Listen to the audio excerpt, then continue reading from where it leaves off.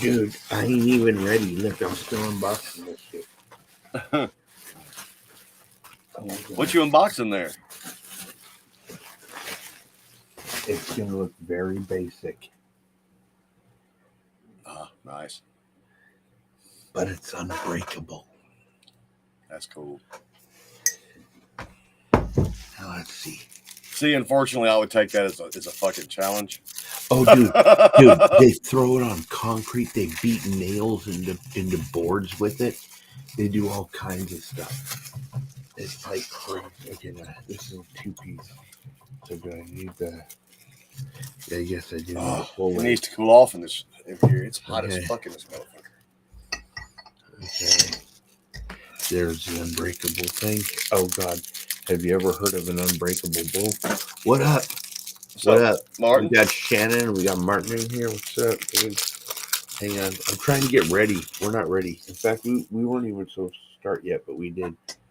I don't know how that happened. I pushed a button or something. He tickled a button, and here he is. Right. Look, you guys gotta wait because we're still prepping for this. Wait for someone to. We have a really unprofessional show tonight for you guys. And that's different than any other night, right? No, it's the same like all the other times. Look, it even has a. Did you say you saw Shannon? I don't see Shannon yet. I see nice. Shannon up there. Ooh, All I see is cleaner. Martin. A cleaner. No, Shannon's above that. Shannon, say something so he sees you. So he doesn't think I'm like. There he goes. There you go. All right, so here we go. Okay, that's the big old down stem if I want the glass one. And then here is the glass bowl that basically like that. Okay, so what I got to do, because we're going to get into a conversation that's probably going to extend beyond our 1 hour dream time. So, oh, that's nice. Nice little bowl. We're gonna, I'm ready for this. First, you have to have the cold water. Insert said cold water. Cool water. Drop the ice cubes in. It's meant to hold it. Not on my shirt, god damn it. Well, whatever. True that, Martin. How you doing, Heath? Uh-oh. I gotta break those up. Welcome to the LDA podcast, everybody. Heath, what's up? It's definitely gonna be a guy night tonight. Yeah, get ready. We're talking manly shit. Women, football. I encourage you to enjoy this conversation or at least tolerate it. You know, we'll get to one where, you know, guys will be like, ew, but it's okay. Tonight, I'm not ready, dude. Listen, I was going to have all this stuff queued up so I could just grab stuff and go, but no. Okay, let me get some of this. Oh, that's too much, I think. Oh, I think that's entirely too much. Okay, that's probably a lot too much. Not entirely. So, oh, no, it went under the bottom. Yeah, Martin, it went okay.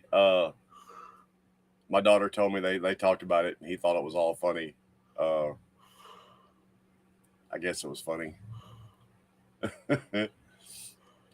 We didn't scar him for life, so that's a plus. Hey, if he could put up with your first attack, he'll be surprised by future attacks, but he'll be able to tolerate them. Oh, well, good luck to your brother, Heath. Dude, look, dude, get that thing out. Hell yeah. Like, I got one, but it ain't popped out yet, but it's on its way. Dude, why are you walking through here? You're going to make shadows on my shit, cat. If you see a shadow walk behind this thing, it's just my cat. I don't know what my cat's up to. Okay, let me mute this shit because somebody's going to fucking call me. Okay, here we go. I am so ready. Oh, wait. Yeah. Do we start with a comforting smoke? I mean, we've been on long enough that we can't violate or both, or oh, shot. Dude, I have some good shit. Okay, I got some. I got Honey Jack and Jack Fire right now. Well, I will raise you a Jaeger. A Jaeger? Kick this pig. Okay, look, I just dropped the bud in that other bud, so now I can't find it because I don't have my real light on.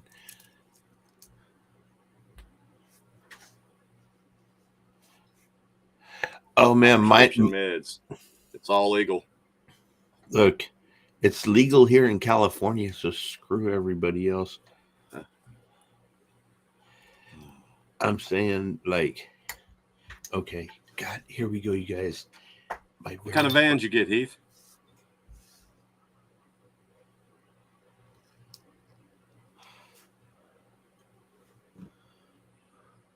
The murder cord. C diminished 7. Okay. Here we go. Oh, you taking that first? Okay. Dude, brand new. This thing weighs more than a tank. No wonder it's unbreakable. Uh-oh, there it is. Well, fire in the hole. Fire in the hole.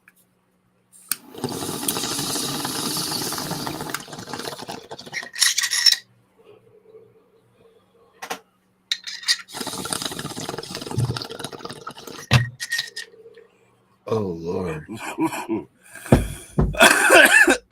Oh, Lord. Yeah, no regrets. Okay, I got you. No regrets at all. No regrets at all. Okay. No regrets. Now, hey, my beer's empty. That's a fucking regret. Okay, I got a question for you. As soon as I get another beer. I might have an answer for you. Okay. Honey or fire? Oh, fire. Okay. All right, fire, and I got the beer here. And then we're gonna get into this. Because boy, do I have some stuff to say to the haters. Like I might offend some of y'all. I might offend some of y'all tonight, but that's okay. All's fair in love and sports. Here we go. All right. Here's to you. Cheers, brother. Cheers. Cheers.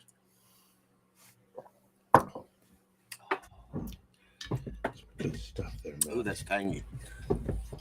All right. So, for those of you who weren't aware of it, hey, what's up, honey? Cheers. Oh, thank you, honey. Nothing, honey. Here, let me. Shannon's in an exceptional mood tonight. He's calling us honey. I mean, are you being for real or are you being sarcastic? Well, he called us honey. Oh, he said drink the honey. Oh, I thought he was calling us honey. Man, I was like feeling like a bonding moment or something in a weird way. But, I guess not. It's just his recommendation. All right, honey's next. Okay, stop looking at your phone. All right, here you go. Men, you ready?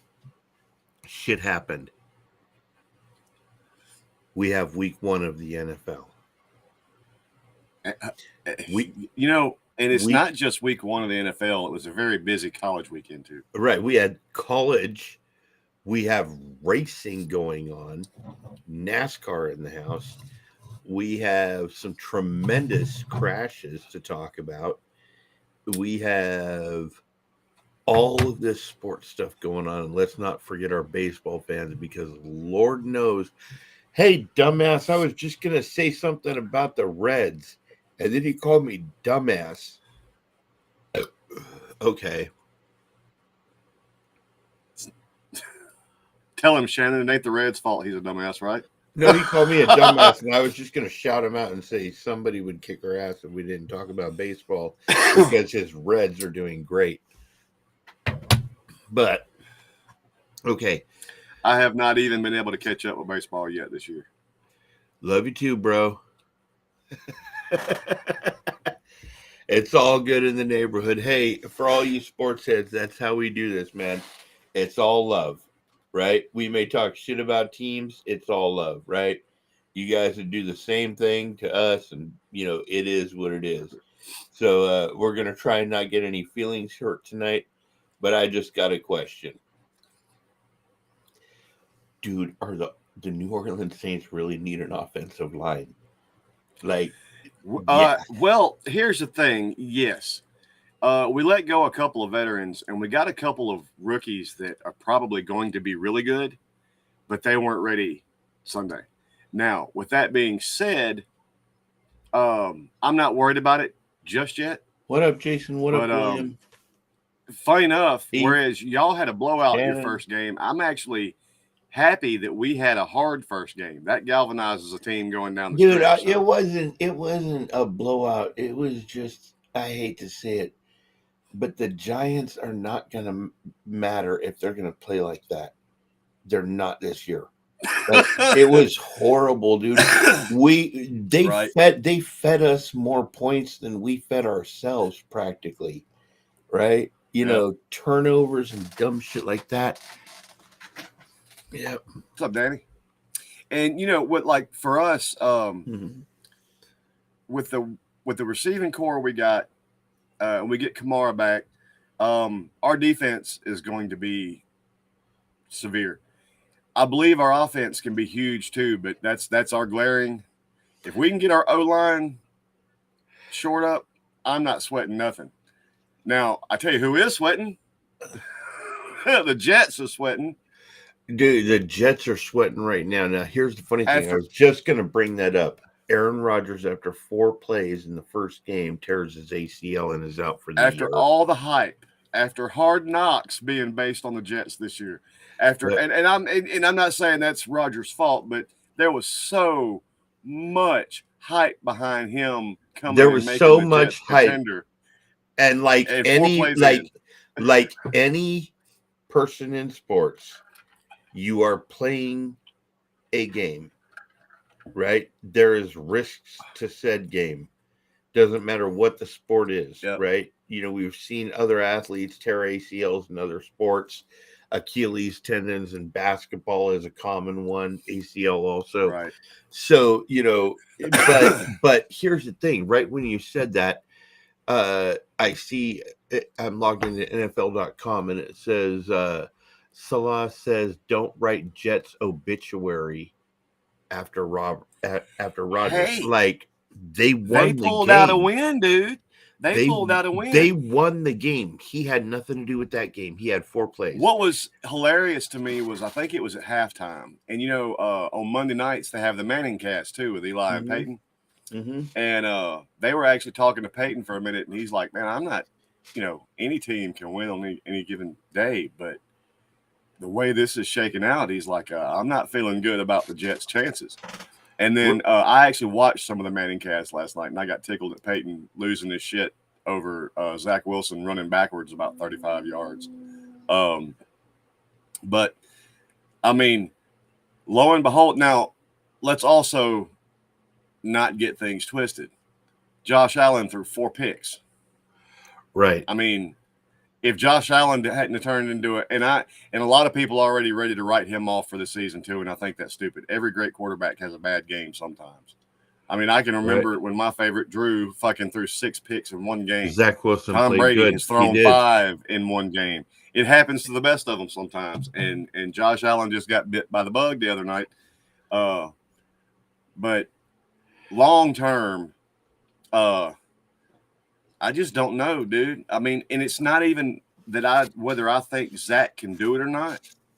The team doesn't believe Zach can do it yet. Right. And because they just spent their whole offseason being bought into Aaron Rodgers. So oh yeah, that's gonna absolutely. take a How mental about that shift. awesome catch in the end zone? Dude, there was some phenomenal plays in that game. And I showed up. I had it going on TV, but I showed up a couple minutes late. He was already out of the game. Okay, I got to tell you, I missed the parts where they were, talking about it right afterwards. You know how they talk for a long time about it when they cart somebody off and whatever. I missed that. So when I came in, they were just talking about the plays, and then when they got to a part where the commentators came in, they said, "And Aaron Rodgers went out," and I was like, "Oh, he went out." Oh, okay. I forgot he was not even on this team right now. I'm watching you guys play, right? And you guys are, and they managed it. You know, you don't necessarily need the big name. You need the right people. Another game that I don't know if you got to watch it, but I did, and I think Shannon watched it with me. Um, uh, the Detroit KC game, and I have to tell you, I didn't. Dude. I wrote Detroit off in that game. I figured KC was going to wipe them, and I came in and I watched, and I was like, "Holy crap, man!" Like Detroit. I came fought. in thinking that same thing, man. And the funny thing is, I'm a Mahomes fan. I like Andy Reid. I'm cool with KC. It's not my team, but I'm cool with them. Yeah. But I remember when I sat down to watch that game, and I thought to myself, Mahomes has what, 2 Super Bowls now? And I was sitting there thinking, Detroit ain't done shit in 40 years. Wouldn't it be funny? And then I started watching that game and getting into it. And I will tell you something that I noticed. People better watch. Okay, first off, if Dan Campbell can have Jared Goff playing like that, imagine what he could do with the rest of the players. I saw it in pregame, even on the sidelines, in their body posture. I mean, the Chiefs were all laid back and cool, like this is just another day at the office. Over on Detroit sideline, them motherfuckers were looking like stone cold killers. They were like twitching. Okay. And, I mean, they were ready to be let off the chain, dude. Dan Campbell's got them boys believing they can do something. I don't want to jump off ship, but we're going to stay parallel to ship. All right. What about Colorado with Deion Sanders coaching? Dude, they have been outstanding. I mean, I watched the thing that happened when he came in. Half the team jumped ship, right? There was just nobody believed in him. He picked the ones that he kept the ones that believed in his vision, recruited more, got people in there, and those kids are acting like Deion did on the field, like confident. They believe in believing that they will win. It was never a question with him on the field whether or not he would win. He believed he would win every game. Right. So he's got those kids believing. Now here's the thing. I thought TCU was highly overrated last year, but they beat TCU and of course they just beat Nebraska. Yep. Neither one of those teams are anything to sneeze at. When he's really going to have his moment is the thing is Colorado. I don't think they have to face a Florida State. Alabama. Let me wait see till we get to that shit. let me see if they do. Hang on. I'm gonna check. I'm gonna check real quick. Oh, make sure you. I gotta fuck with the Bama fans this week. I'm sorry. Okay, hang on. Clemson too. Clemson, man. Clemson got dismissed. Did you see that game? No, I didn't. But oh damn, I wish I would. That was another one of those games, dude. That was another one of those games. Dude, what the hell conference? What the hell conferences is Colorado in? Pac-12. Okay, hang on. Pac-12. Okay, here we go. Let's see their schedule. All right. They're playing Colorado State. They're playing Oregon, USC, Arizona State, Stanford, UCLA, Oregon State, Arizona, Washington State, and Utah because they're Pac-12. Now, I'll tell you. That's right. First time in collegiate history, Pac-12 all won their games. Saturday. Yep. And I'll tell you, based on that schedule right now, there's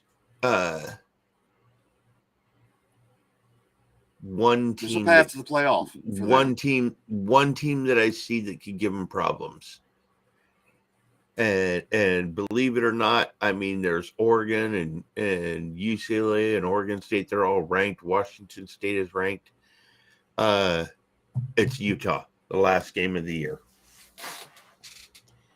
So Utah has a good enough defense that I think that Colorado wouldn't be able to pick them out like they've been doing with these other teams.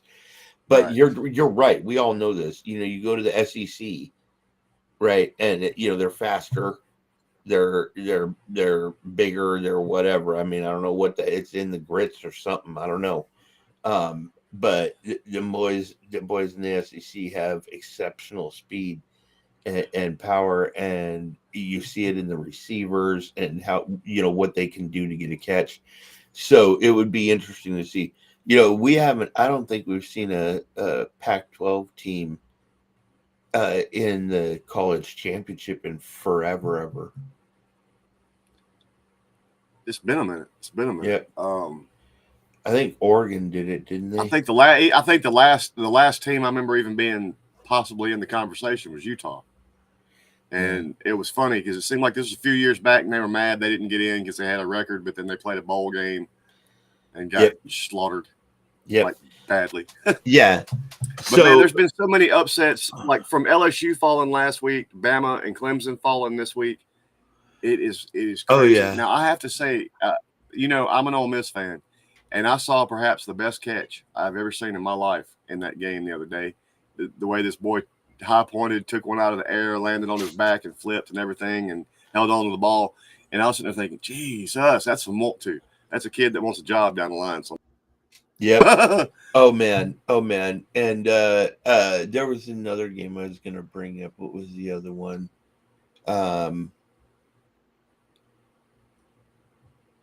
No, F them. Oh, what? Yeah, F them. Okay, whatever. F them. Raiders beating Denver by 1. I saw that coming. You did? Saw that coming. I thought. Yep. And I will tell you why. It's because of our kicker be... battle that was going on in New Orleans. Okay. When Sean Payton, because he's the guy that brought Lutz to the Saints to start with, and Lutz had been falling off with us. And as soon as we kept Group, whatever his name, I knew Lutz was going to Denver, and I was like, he's going to regret that because he had actually called the Saints organization and said, whichever guy y'all cut, we want the other guy.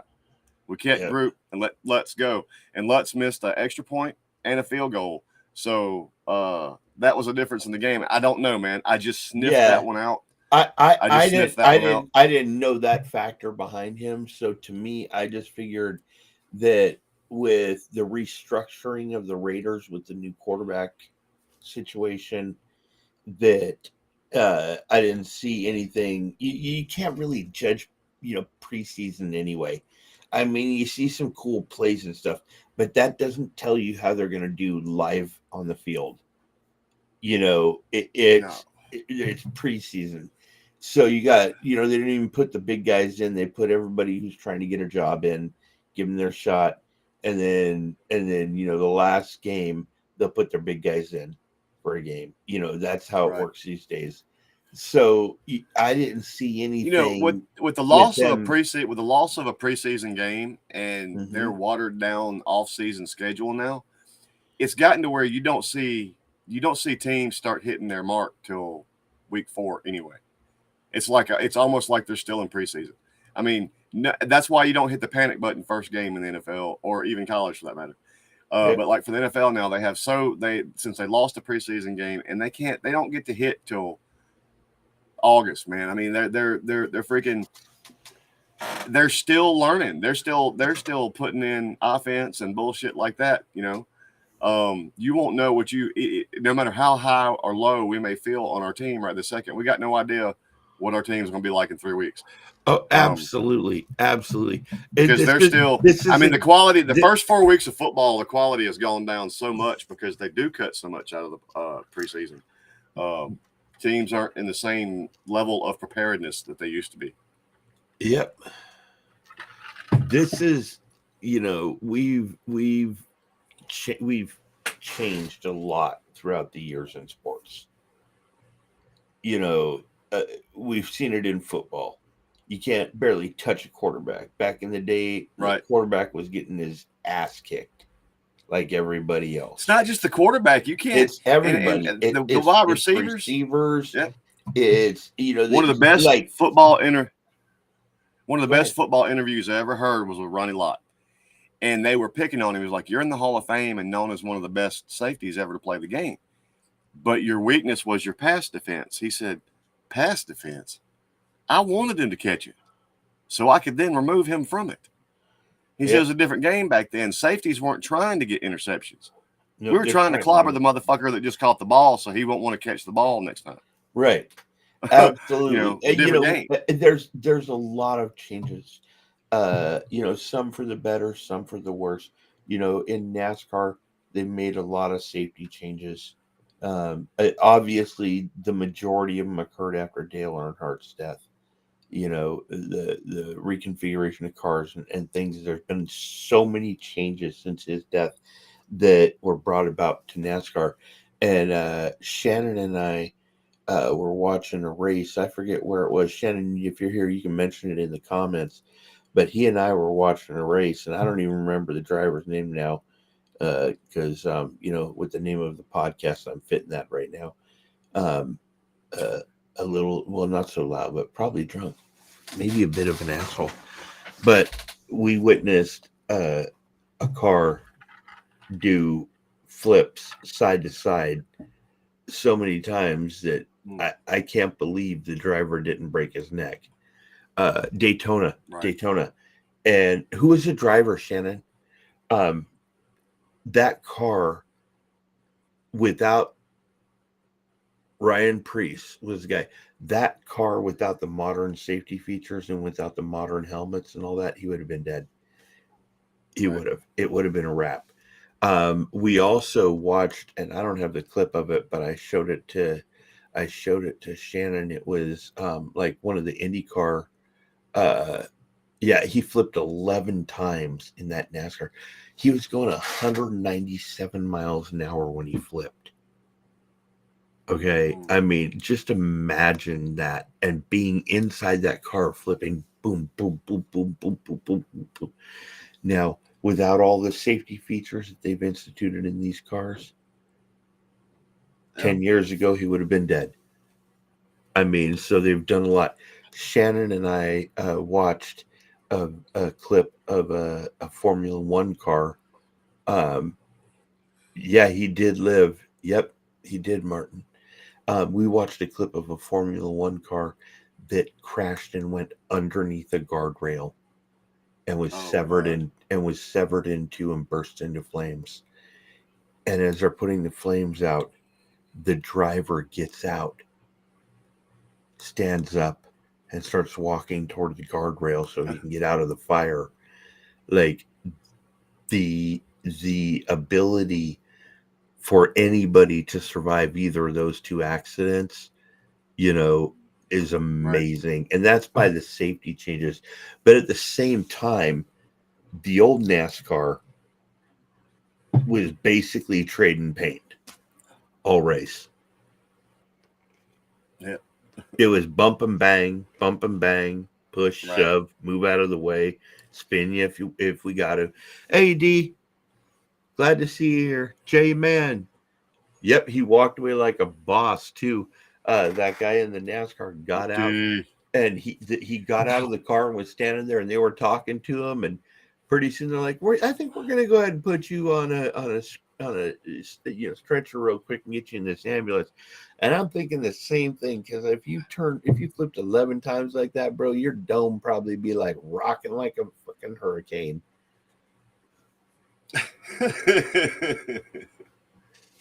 Okay. In other sports news, go ahead. Your turn. Oh fuck, man. I'm keeping that in there. I'm fucked, man.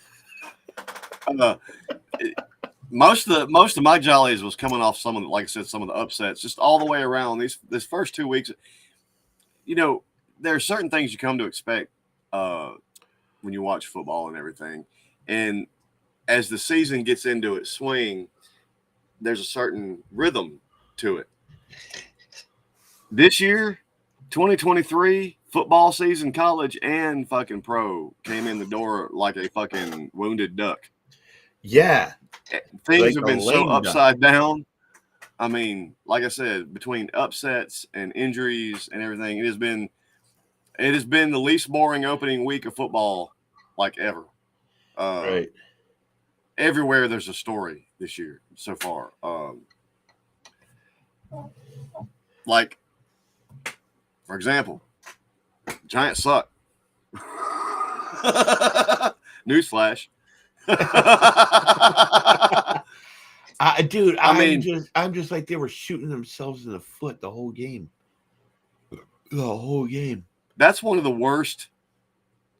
I mean, 60 minutes of football from one team at that level, I think I've ever seen.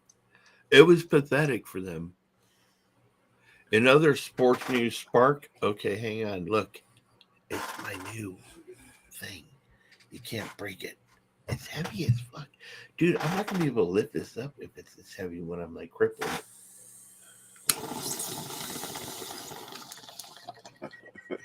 I wish I could, because if I'm crippled and I drop it, it wouldn't break.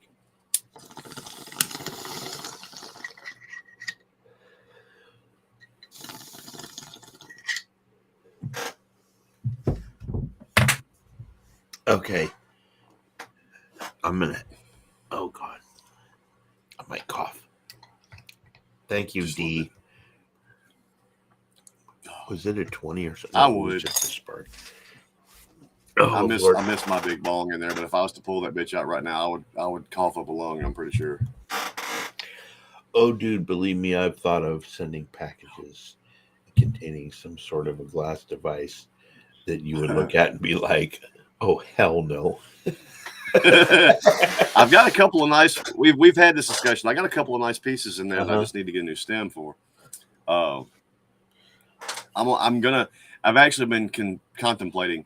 I've always been a MacGyver guy. I make gravity bongs in the sink. I made a pipe. We called it lung wrecker. It was made out of PVC pipe. And oh my God, dude, that motherfucker! You pull your mouth away, and it would just be like overflow of milk. I mean, that motherfucker, and it didn't make you work very hard to do it either. Was the beauty of it. That was probably one of my greatest masterpieces. That I wish I'm gonna try to recreate that. I won't be able to do it. It won't be as good as the original, but man, Dude, I don't even know what ever happened to that thing. Here's the weird one for me. This one. It's not that big, right? I mean, it's the world, right? But it's like, how big is my hand? I don't know. This is like maybe 4 inches across, right? But what you don't realize is how much width there is in 4 inches and how much smoke fills up in that chamber before you pull it. And then you fill it up and it's got a little tiny hole to breathe into. So you're hitting it and you're hitting it and you're hitting it and you're hitting it and you're hitting it. And it's filling this thing up. And you're like, wow, I just took a huge hit. And then you exhale and then you pull the bowl out and try and breathe all the smoke in and you drop dead. Right. Martin, I'm also an MMA fan. Speaking of upsets, Strickland pulled off the upset this weekend. Wait, what's that? I thought MMA was Married Men's Anonymous. We go bitch about our wives. Okay. Mine never gives me a reason to complain, but even if I was going to, she's sick right now, and that would be marital suicide. So no. Oh yeah, dude.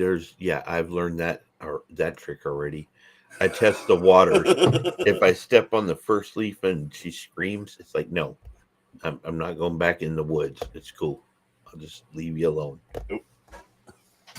So, but, oh God, I almost said the F word right after that. That would have sounded all bad. But,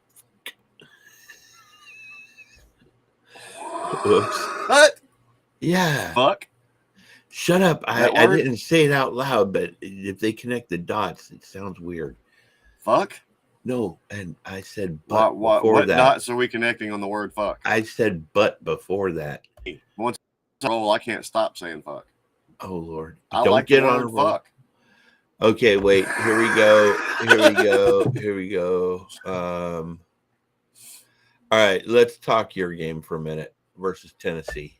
What's the issue with Tennessee? Wait, who versus Tennessee? New Orleans. Who you guys played on Sunday? We got Carolina next. I know, but in that game in Tennessee, what do you think was the issue with Tennessee? Because you guys were playing them, so you're obviously able to see it and judge them. What do you think they need to improve on? Quarterback play. And I'm not. I'm actually a Tannehill guy. I think Tannehill was a good quarterback, but it hit him about the middle of last season. He's been hit by kind of a bug too. And to be honest, a lot of Saints fans are going to be mad at me for saying this, but he played. Oh, you are cool, J-Man. He played like Jameis Winston, which is why he's our backup quarterback. There was times when it doesn't matter if you've got a cannon of an arm. Sometimes you can't. The throw you're trying to make is just impossible. He threw some stuff up he shouldn't have. They didn't play that bad. That was one of those weird games, man. There was bad calls on both sides of the field. There was fucking nobody was. I mean, our offensive line might as well have been non-existent. And Tannehill, even when he had protection, it was just like he would see his guy, and his eyes would get so fucking big. He gives at the same time tunnel vision on that guy, and he didn't see a Debo coming like a fucking Mack truck. And I was sitting there going, "Don't turn it." Even I'm sitting there going, "Don't turn that loose." Oh well, that's gonna be a pick, bro. Sorry. Yeah. See, Tannehill, I don't have. Didn't help. I don't have the faith in Tannehill. I think that you do. I'm looking at his career. Right. And how he does in games, and his record isn't very good as a career. When he first got to Tennessee, that motherfucker was good. Fire. He was good. It's like it rejuvenated him, but he's fallen back into his old, I agree. He's fallen back in his old patterns. That brings about quarterback questions for a lot of teams, because a lot of them, like, who would have thunk that Aaron Rodgers would go out in 4 plays, and if you didn't see that part, you would have never even thought Aaron Rodgers was supposed to be in that game, because they did great and won it. Right. So their backup situation is great. Okay. All right. It's great.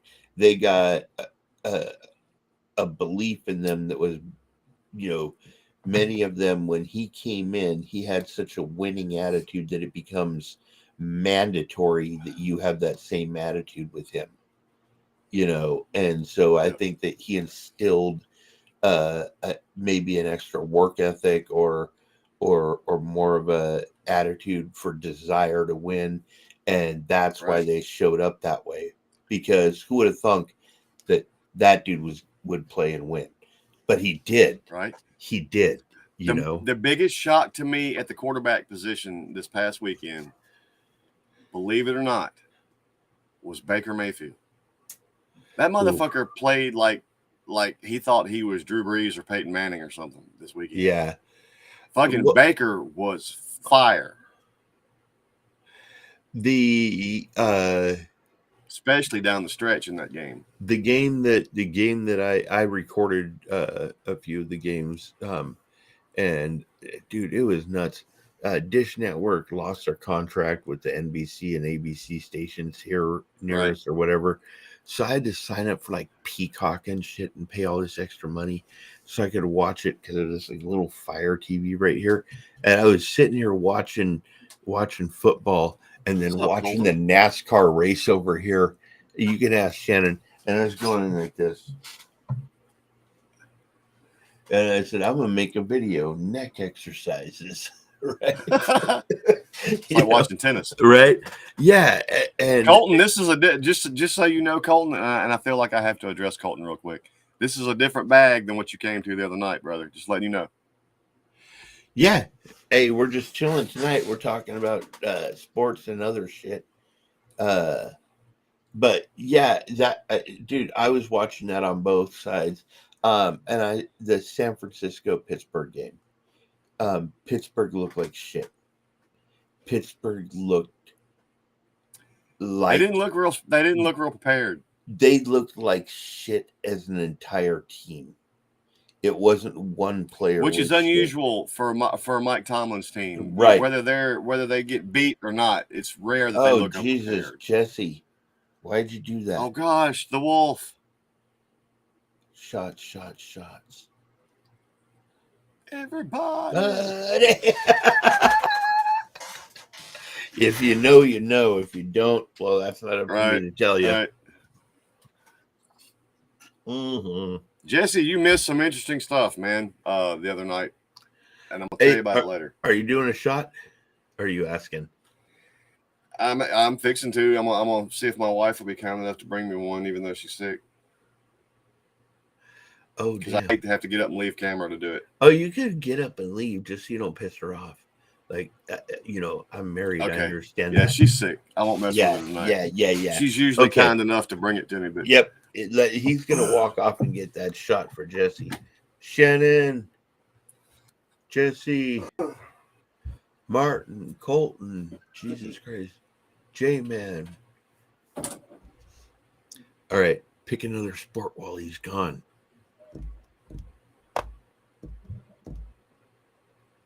Think quick.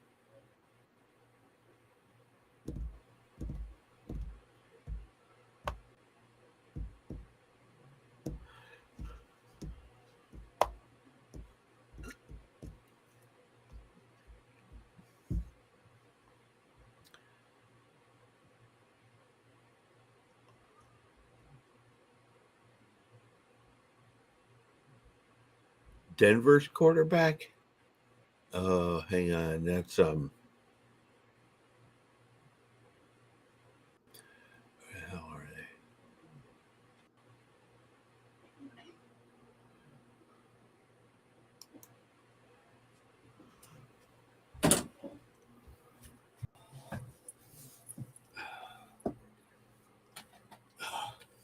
weak sauce in the middle of a podcast, and I got to go pour shot. But Yeah. since I have said shot,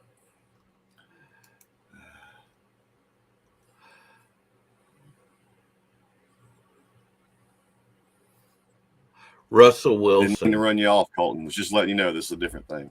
Nate, Russell Wilson. Didn't somebody call for shots? Yeah, Jesse did. It's Russell Wilson who's at Denver now. Yeah. Yep. Pretty boy.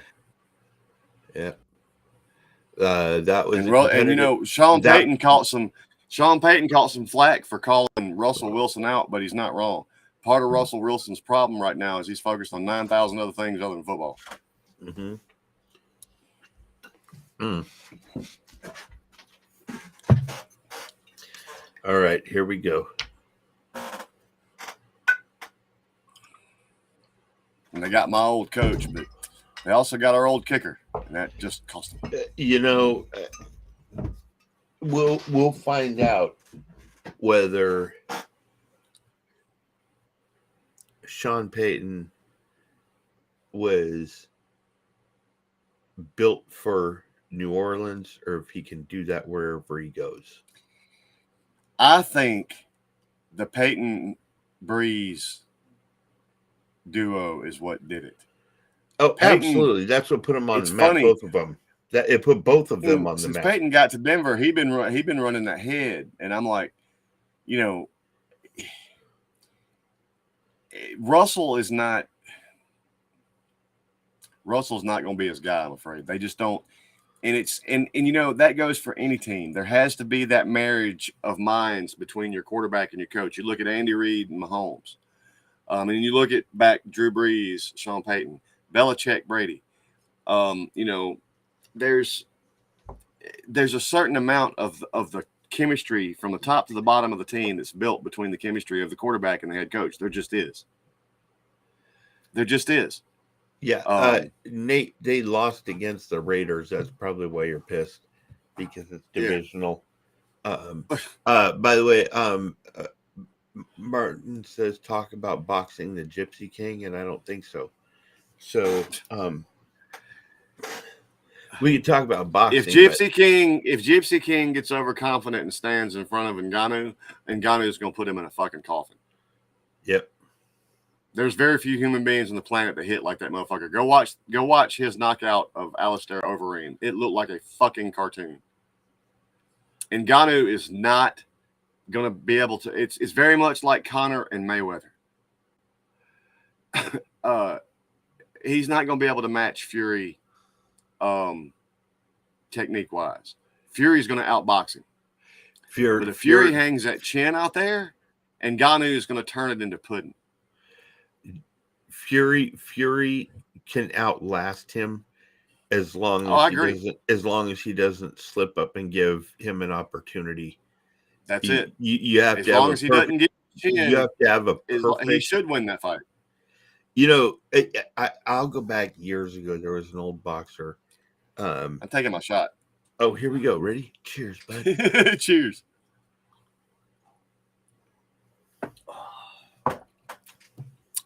There was an old boxer that I followed, Julio Cesar Chavez, right? Mm-hmm. This dude's record is outstanding. I mean, he won over 180 something fights, right? And he didn't win by instant knockouts. Mm-mm. He could outlast them, and he was waiting for them to slip up so he could get that one punch in. Because he could take everything they threw. He's just waiting for that opportunity. It was like he had an iron chin and an iron stomach, you know. Kenny, have you been a fan of MMA? Have you ever watched much MMA? I've watched some of it. I studied martial arts when I was a young kid up through college, and I was into MMA early in its inception. And back in the day, you know, you could come in at any style, anything like that, and then the game changed. You had all of a sudden you had to be good in a little bit of everything, you know. Mm-hmm. But you talking about that iron chin? He finished his career in the bare knuckle circuit, and he was who they give the first knockout credit to Anderson Silva in the UFC, even though he didn't knock this guy out. He knocked him down and kept hitting him, but dude was never out. But his name was Chris Lieben. And one of the funniest fights I've ever seen, they were in the cage, and he fought a guy. This was at middleweight. A guy had dropped down from heavyweight to middleweight, named Terry Martin. And he hit Lieben in his face so hard, I thought they were going to have to call the coroner. Dude fell back, and the way he fell back, my first thought was he just killed him with one punch. And dude fell against the cage, and when he bounced off that cage, there was the devil in his eye. And he walked over there and with one punch, put fucking Terry Martin in the ground. Pop. That dude, you could hit him and hit. And he didn't even start fighting you till you cracked him one good time. That's just the way he was. I saw Julio Cesar Chavez in a fight at the Great Western Forum on Friday night fight nights. And I forget what round it was, but he was like beating the shit out of this guy. And the ref wasn't like stopping it, you know, and it was getting really ugly. I mean, even the commentators were saying something about it, right? And he was saved by the bell. And at the end of the bell, Julio Cesar Chavez went back to his corner and sat down, and nobody from his corner touched him. They didn't give him water. They didn't wipe his face. They didn't do anything. He sat there and looked across the ring at that kid, and when the bell rang, he came out and hit him with one punch, and he was unconscious for 8 minutes. And he was screaming to the referee. First off, Martin, no man, zero, unbeatable, zilch. But if you want to be for real, the level of boxing now, I mean, I'm not taking away from the Tyson Furies of the world, but they wouldn't have been a wet spot back during Hagler and Ali and fucking those days of boxing. They'd have gotten their asses handed them so fucking fast it ain't even fucking funny. I mean, let's be real. Let's be Let's be real. real. Let's be real. Even newer than that. Look at you take heavyweights. They wouldn't have endured Mike Tyson. Ever. No. People can say all they want about Tyson. That motherfucker, he was a little heavyweight. But he hit that you. motherfucker hit you, and you saw stars. He hit you, and you saw stars no matter where he hit you. Right. What you mentioned the MMA, and I didn't pay attention to MMA. It wasn't my thing. I like boxing, right? But I didn't pay attention to MMA. And then I saw this video from Godsmack called Crying Like a Biatch. And in that video, there's a whole bunch of MMA fighters fucking each other up. And I was like, that looks dope. Right? So I started watching some of it. You ought to go watch. It'll make you like some MMA guys. There was a show called Bully Beatdown, and it was an MMA fighter was the host of the show, and they would find these guys that had been horrifically bullied in their life, and they would put them in the ring with an MMA guy, and if they could last a whole round or whatever, they would win some money. And them guys would be like, "This the motherfucker that fucked with you? All right, I'm gonna go kill him." Them dudes would come in there and get their asses beat down. Bass Rutten fucked one of them up, man. Yeah, Nate knows what I'm talking about. Okay, hang on. I'm gonna look this up real quick. Okay. You talking about Tyson Fury? No one, maybe today, Martin. But if you think like Marvis Margolin Hagler and fucking back in the day of Ali and some of those guys, Hearns and some of those guys, you think them guys wouldn't have put a whooping on Tyson? You don't know boxing. Just saying. I mean, I'm not taking away from Tyson Fury. Hell yeah, he's the man. Now. Okay. I'm gonna put it to you this way. Okay.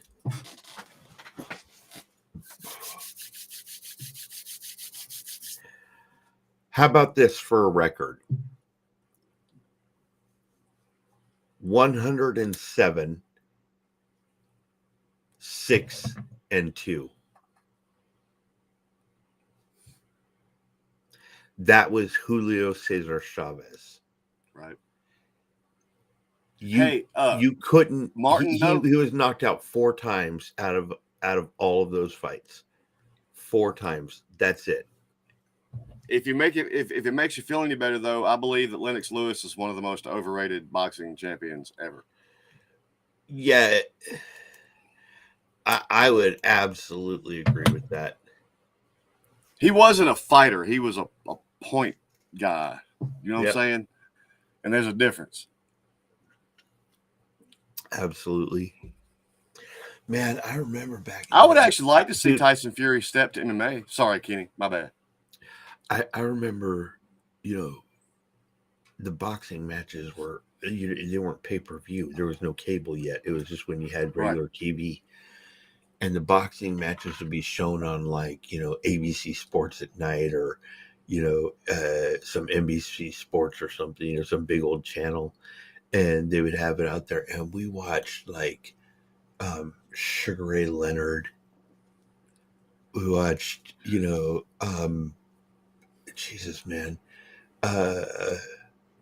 So many of those guys. Oh, I agree, Martin.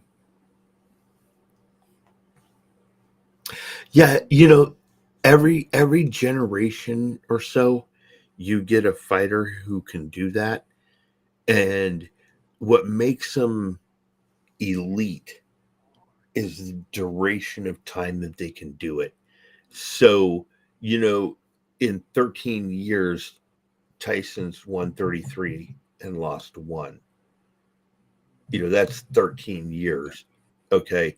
So at 13 years, Julio Cesar Chavez already had over 50 fights. Dude, you're you've been preaching to the choir with me. I'm a huge Chavez fan. Yep. scrappy little motherfucker. That was a scrappy Dude, little oh motherfucker. my God, he was fucking amazing. Like you knock him in the head, and he'd be like, "All right, fuck you, I'm gonna knock you in the gut one more time," because he'd been working on You your gut couldn't for hours. Seemed like. you couldn't point fight Chavez because he was coming for you. You had to try to put him away. Yep. There was no when you fought him, he was one of those guys that turned it more into a fight than a boxing match. Yep. I mean, you couldn't just think you were going to point him down because he's coming. Yep. He's coming with everything. The kitchen sink, everything, man. He's coming with it. He was one of those guys that made you fight him. Yep. And that's what I love. Man, those old boxers, remember how cool it was when we had like, man, between the 80s and 90s and early 2000s, some of the boxers that were out there. Oh my God. You know, what do they call that one? What do they call him? He was out of LA. Lighter weight dude, Mexican. I remember this little dude named, and it was the first match I ever actually saw Floyd Mayweather box in, and it was earlier in his career. And this little dude's name is Paez. And I'm going to tell you something. People can say what they want. If I could find that match, we'll sit and watch it together. Yep. But Paez whooped Merriweather's ass. Oh. I mean, the judges gave it to dude in the end, but wait, which fight are you talking about? What's Paez? Paez. I can't remember what his first name was. It was Paez. And matter of fact, they were going to have a rematch. Because there was a lot of stink about the decision. And this was early in Mayweather's career. This is like, maybe 12 fights in or so. I mean, this is early in his career. But that little dude look, the worst screw job I ever saw, though. Do you remember when Roy Jones Jr. and Riddick Bowe were in the Olympics? Oh, geez. In Seoul, Korea, and they both got hosed to a Korean fighter. I mean, big stink. Like, Riddick never knocked that dude completely out, but that dude was a zombie standing there. And, I mean, Riddick hadn't even been touched. And when they called out that the Korean won, even the Koreans that were in the audience were like, huh? Right. And the same thing happened to Roy Jones Jr. And Roy Jones Jr. at the time had said he would not go pro unless he won gold in Korea. And they fucked him. And he had managers and his family and everybody. He almost did not become a professional boxer over that. That shit, I mean, and I remember there used to be an iconic picture of Riddick Bowe just sitting in the ring with his back to the corner like, God. I mean, I just killed that motherfucker. What's it take to win a fucking gold medal? Yeah. But we had our two biggest fighters on that boxing team that year both got screwed to Korean fighters in Korea. Dude, I could go down a list that would get us in a rabbit hole for 3 hours about old boxers. You know, Vinny Pazienza, the fucking Tasmanian devil. Dude, he broke his motherfucking neck. And they said he would never fight again. And he was in the hospital and he had this big old thing on the cage with the bolts and shit, holding them together. And Holyfield. They came out. They came into his room one night and found out he wasn't there. And they searched all over the hospital and couldn't find him. And then the next morning he was there. And then the next night they came in again and he was gone. And they couldn't and they did this for 3 nights and they found out he was going back to the gym. What's up, Diesel? He wanted to keep fighting, right? And so the doctors were like, no way, we're never going to let you fight. He had to move the fight out of Vegas because Vegas wouldn't sanction it because of medical concerns and all this stuff. And he came out in his next fight and he started hitting himself in the face and then looked at the other fighter and went after him. Like, look what I can take, fool. And then he just unloaded on the guy. And no matter how many times the dude hit him in the face, he would lean back and hit himself in the face like more times than he did and then turn around and punch him, right? With a broken neck. They had an ambulance right next to the ring. Like right next to the ring, like blocking off a section of seating was an ambulance, right? Like these dudes were just like wild, man. Do you remember? This is the funniest fight I ever saw. Actually, I think it was George Foreman's second comeback. He was older and pudgier, and I'm thinking for his little Foreman comeback Grove. fight, they gave him Gerald Cooney, an old white guy. Oh God, Used to be a tough motherfucker back in his day. hey Diesel. He was one of those motherfuckers that was never gonna be a champion, but you just about couldn't knock him out. I mean, he had steel chin, but anyway, he was old too. And Foreman hit that motherfucker in the gut, and then popped him with a right cross, and then hit him in the gut again. And Cooney went over like he was going on down. So George walked away, and freaking Cooney was sitting there just bent over, not going anywhere, just bent over, teetering. Like if you just walked over and went boop, he'd have fell. Yeah. And freaking Foreman, he walks away, he turns back and looks and sees that Cooney's been over, but he's still standing. He just calmly walks over to him and goes, wham! And There he goes. Whoa. All right. Let me get your camera back in. And boom. And I don't know. Your shit disconnected for a second. yeah, take you some rest, Diesel. Fighting fire and okay. Damn. Be safe out there, bro. You know? Yeah. Shit. All of us be safe out there right now. There's some crazy shit going on in this world. All right. I'm going to get killed if I don't do this, but I'm not going to do this if he doesn't say something. And let me dare catch him in Discord. Rocky. Damn.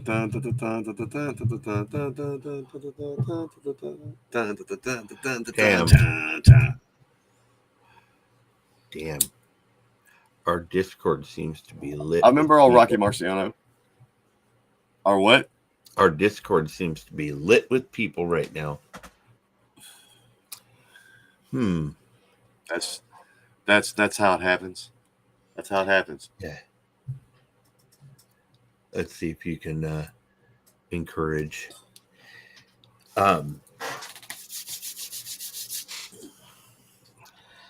Yeah, I was going to bring up, if Shannon's here, baseball. Because Shannon is a huge... There you go. Shannon is a huge Reds fan. And I got to admit, I don't get their games out here because, you know how they do, they show regional games, for your regional team or whatever, unless you have like the whole whatever freaking service to get all the games.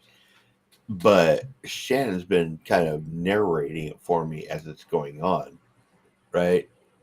And the Reds are stacked with like young, like high-powered, like hired guns, like just hitting distance, speed for stealing bases.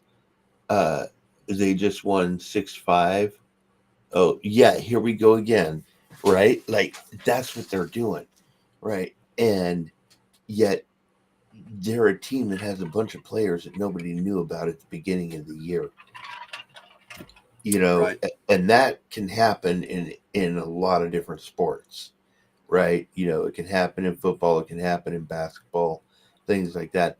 But they're just really like, even though they don't have huge names out there doing everything for them, they got these younger players doing it. They're like really still in the mix. You made a did you freeze on me? No, I'm right here. You made a comment earlier. I'm stuck, bro. About having the right players. About having the right players. It's one of the most iconic. I'm not doing it your way moments, maybe in all of sports, and it was the first year that the United States beat Russia in hockey, In in the hockey. Olympics. Yep. They hired this coach, and they gave him a roster full of all these big name superstar players and all this shit, and he threw that in the trash and put together his own roster. And they looked at it and they're like, "That's not going to fly, Hoss. We gave you a team." He's like, "I don't want that team." "Why not? It's full of blah blah blah blah blah blah blah." He said, "You ain't always got to have the best players. You got to have the right players." Yep. And if you know, they you wound know. up. That was a big gamble. That would have been the end of his career, because they backed off and let him do it his way, and we wound up beating Russia in the Olympics. It had never been done before. So, Okay, you know, my that's, computer. but it's like that in every sport. You know, it's you got to have the right players. What's up, Tina? My Woo! computer says 706-912-2023. I think that equals 420.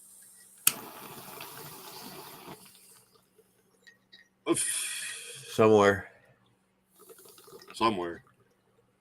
Ow, don't burn my finger. Okay.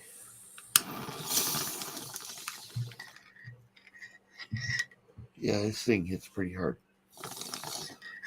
Yes, I'll see that. Is that my camera? I can't tell whether that's between me and my screen or me and my camera. I think it's between both. Shit. Yeah, that thing looks like it hits like a hoss. That's perfect, bro. And it's unbreakable. You know how many of these I've broken? My God, dude, I've broken like $700 worth of them in the last 2 years. Bad Kenny. That's what happens when you buy expensive ones and then they fall off your desk when you're in the garage and land on the concrete floor. That's why I have been buying cheap shit the past couple years. I am notorious for knocking shit over and fucking, breaking shit. So if I send you a gift, it should not be an 18-inch tall 3 percolator one. Wow. Oh, I'll make use of it. It won't be my everyday piece though. I'll pull out for occasions and then put away so I don't just, it's not just sitting there for me to knock over. Or the 12-inch one, which has the weird thing in the middle of it. I don't know what it is, but it's cool. I mean, I could show you. I don't know what that shit is, but it's cool as fuck. Okay, look, whatever this thing is. Okay, it says Flair on the back, right? And then is in Rick or Eddie? Is that an eyeball? The fuck am I looking at? Yeah, it's like a pink-headed ears, eyeball, mouth. I don't know what the hell it is, dude. But it's something. It's a little creepy. And it's got it's got like a bot, like whatever this thing is, dude. This one was this one was $199, but my dude gave it to me for $160. And then the other one was $229, and he gave it to me for $189. But it's taller than this one. Mike, this is a different thing than our live stream, man. This is the LDA podcast. That's the other half of the LDA. That's Kenny. Dude, I'm me. Who are you? We're the loud drunk assholes. No, that's who's Mike? Oh, okay. He's somebody hey, he's actually somebody we know locally. Oh, geez. Listen, he is technically the loud one, and I'm the drunk one, and he's the asshole. So, yeah. When I get drunk enough, I might be an asshole. Probably will be. There's a good chance I'm going to be an asshole tonight. Be an asshole. God damn it. Why are you waiting? Be an asshole. Be an asshole. Be an asshole. I was just sitting there. I was just fixed to play that through my speaker, and I'm like, shit, I don't have that hooked up tonight. I'm in my headphones. Oh, dude. I'm an asshole. I'm an asshole. I'm an asshole. All right. Because there are people here that know both of us, what do you have in your watch later to react to next? Well, actually, I'll look at mine. Oh, don't look there. That's the live stream. in the morning, I'm actually uploading our Oliver Anthony finally. Oh, the Richmond. Yep. Nice. Okay. For those who will, here's his little snippet. Give me a short description of what you think of it.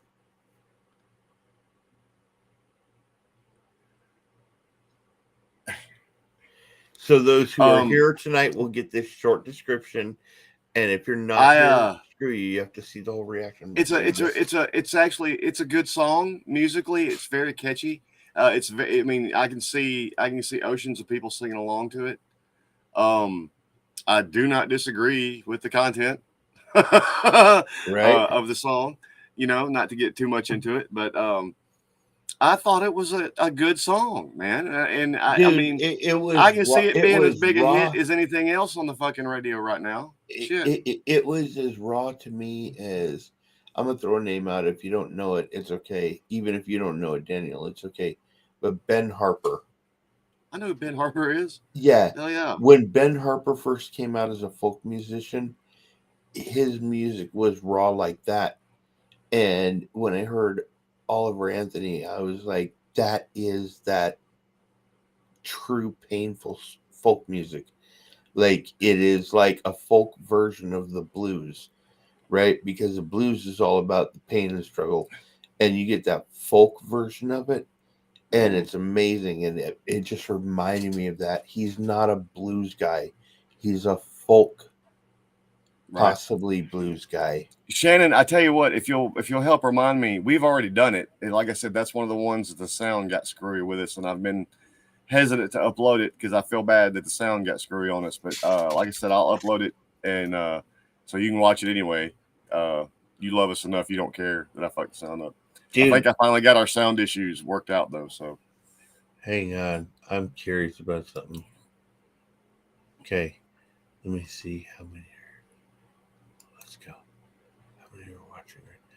Damn. Okay. All right. I'm just gonna say this right now. For anybody who's still here, my channel sucks. I got one person watching on my channel. You got 7 on yours, bro. Nobody from my channel comes to my podcast. I am going to start punishing my channel by reacting to dumbass shit. Watch. What?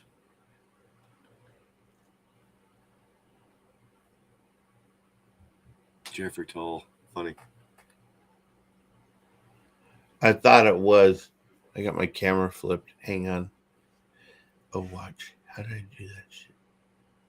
Oh, I can't do it. Wait. Camera settings. No video. Kablow! Whoopah! Yippee-ki-yay, motherfucker! Am I right now or am I wrong now? Either way. Oh, Kenny, you're always wrong. Shut up! I'm not a Democrat. I'm in that. I'm in that club too. I'm always wrong. It doesn't matter. It's my fault. Always. Is that better? Oh, Jeffrey Tull. Is it like Jethro Tull? That'd be cool. That's his long lost Siamese twin. They were joined at the dick. Dude, you know Jethro Tull was cool as fuck, dude. I have Aqualung on vinyl. I could smoke weed. I could smoke weed and listen to that for an afternoon. Hell yeah. Hell yeah.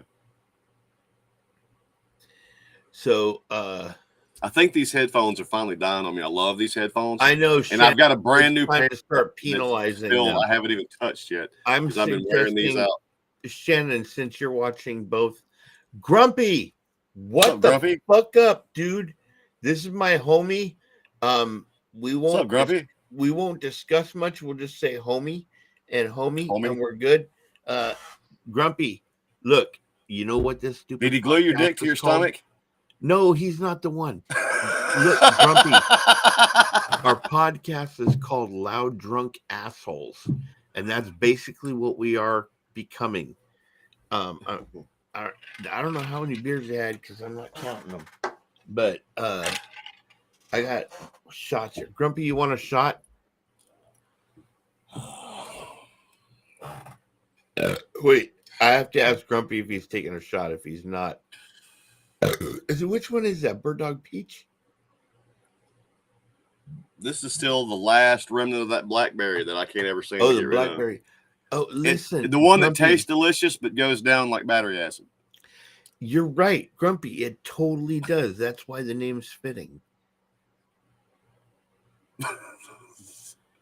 He's known me for a minute. You're in a hotel. I'm sorry, Grumpy. Okay, listen, wait. My question is, you can give a number. Are you at work or on the run? One or two? Wait, are you asking me? No, Grumpy. Oh, gotcha. He's in a hotel. So I need to know, is he at work or on the run? One or two? This is a check-in. I'm on the run. The cop got my gun, and right about now it's three. Time to have some fun. Jesus Christ, you got a hooker over there? That is my name. Listen, dude. I don't know what state you're in, but you can't trust the That's hookers funny, in every state. In every state, he called for number 3. Damn. Hey, Grumpy's here, and JP's not. I'm a. Watch this.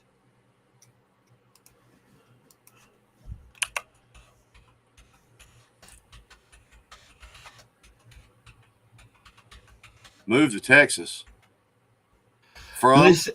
From Washington, which is smart. Which is smart because, for one, he gets to experience sunshine. right. Right.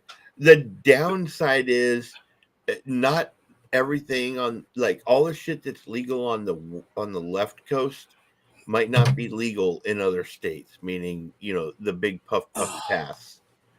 So right. Yeah. Montana. Yeah, I'd like to see some Montana. I'm down here in the SIP, for those that don't know. I'm still in the woods. Grumpy, are you near your brother, or did you get your own spot somewhere else? Yes, Grumpy, do tell. And don't dally about it either. We got shit to do. We have shots to take. Oh, dude, listen. Okay. Look. Hell yeah. Hey, you're still getting close here. You're still on Discord, Grumpy. Hit me up, bro. Hit me up. There's been some changes in my life. We can hook some shit up. So, yeah. Is it always cool when you see an old friend pop in? Man, me and Grumpy were like this close to meeting. Right? This close. He was supposed to be here when JP came out here to go see Tech 9. Gotcha. But at the last minute, he couldn't make it. And so JP still came out. But yeah. Hey, no problem. Have fun, Grumpy. We'll see you later, dude.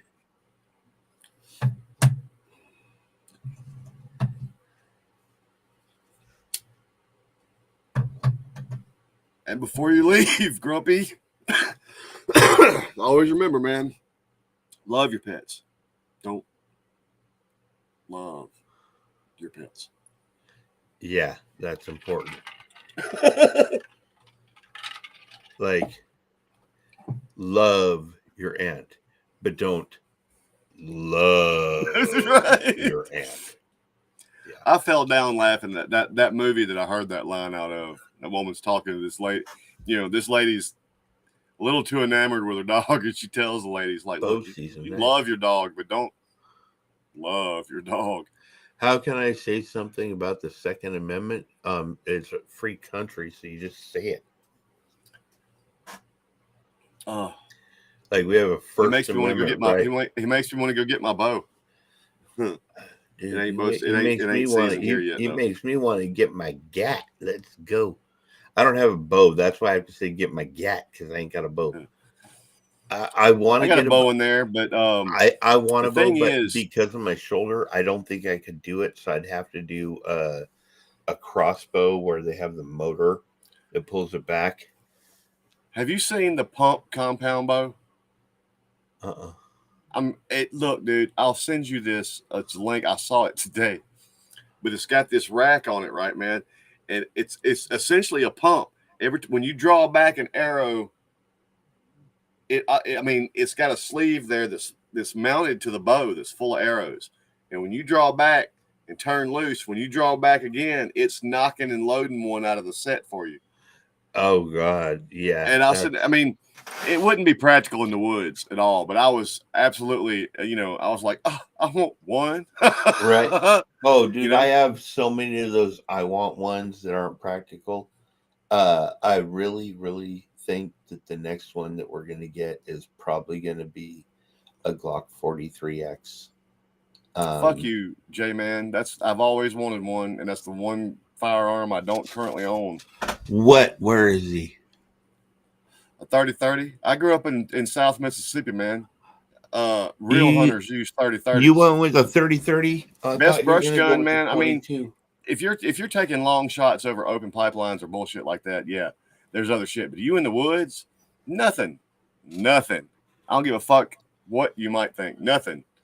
In the hands of a man that knows what he's doing, nothing's better than a 30-30 in a brush. Nothing. Yep. Nothing. Yep. That's a good point. And that's the one fucking firearm I don't have. Dude, And I'm yeah, so ill about it. my we were talking about this earlier. Don't make us start pulling out guns, Jeffrey. We've been known to pull out, and I'm a blade person too. So guns and blades don't get us started. I won't pull out guns, but I'd be happy to show blades because there's a green screen over there. I have to move that to get to the things, but the knives are all right here. But Actually, yeah, none of my knives are around. The only one I still have sitting here is this one because my wife cleaned up and rearranged everything. But I mean, there's always a blade of some kind within my immediate vicinity.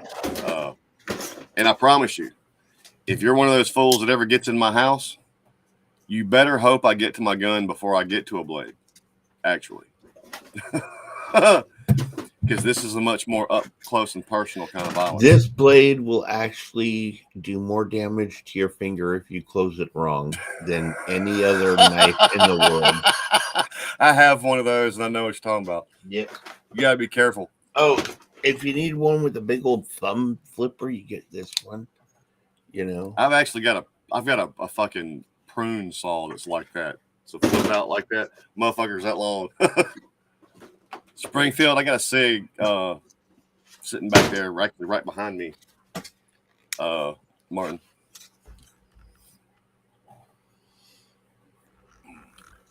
It ain't been that long ago on one of our live streams. Somebody got me. I was pulling all my swords out of the closet and all the guns, the bow. I was pulling everything out that night.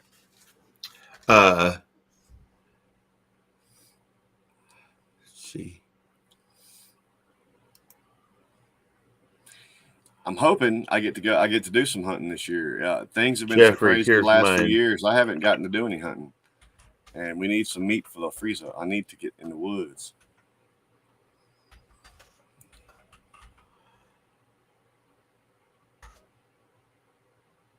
I hear you, Jeffrey. There's mine, Jeffrey. Oh man, I have a 1937 Remington 22 rifle. I got a couple of over and unders that are going to be mine from about that time, but not yet. My mother won't come off of them yet. Yep. The amazing thing about that 22 that I have, that 1937 Remington, is it looks like it's brand new. Like it was just always well taken care of because the right dude had it. Yeah, mine's a SIG SP 2022 40 cal. Mm-hmm.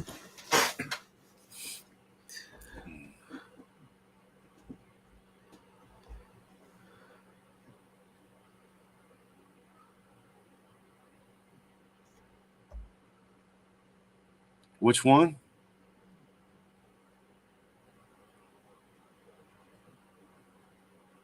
I am Bigfoot, Martin. I am the Sasquatch. For which one are you talking about? The 12 gauge or the 338 Win Mag and 6.5 Creedmoor? Yeah, that 22 long rifle, I thought that's what you're going to use today, dude. Go plinking. You went with a 30-30 instead? I love plinking, man. I love plinking. Dude, remember when we were kids? Wasn't that the coolest part? Like the days you got to go out and plink around? Dude, one of my favorite plinking guns, and you're going to laugh at this, but it's a Browning lever action 22. I get it. I get love that motherfucker, man. Love that motherfucker. I had there was the Ruger 1022 and there was the Marlin 22. I had that Marlin one.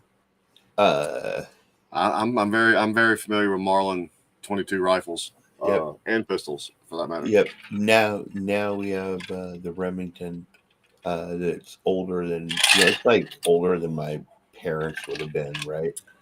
So it's like hell ass old.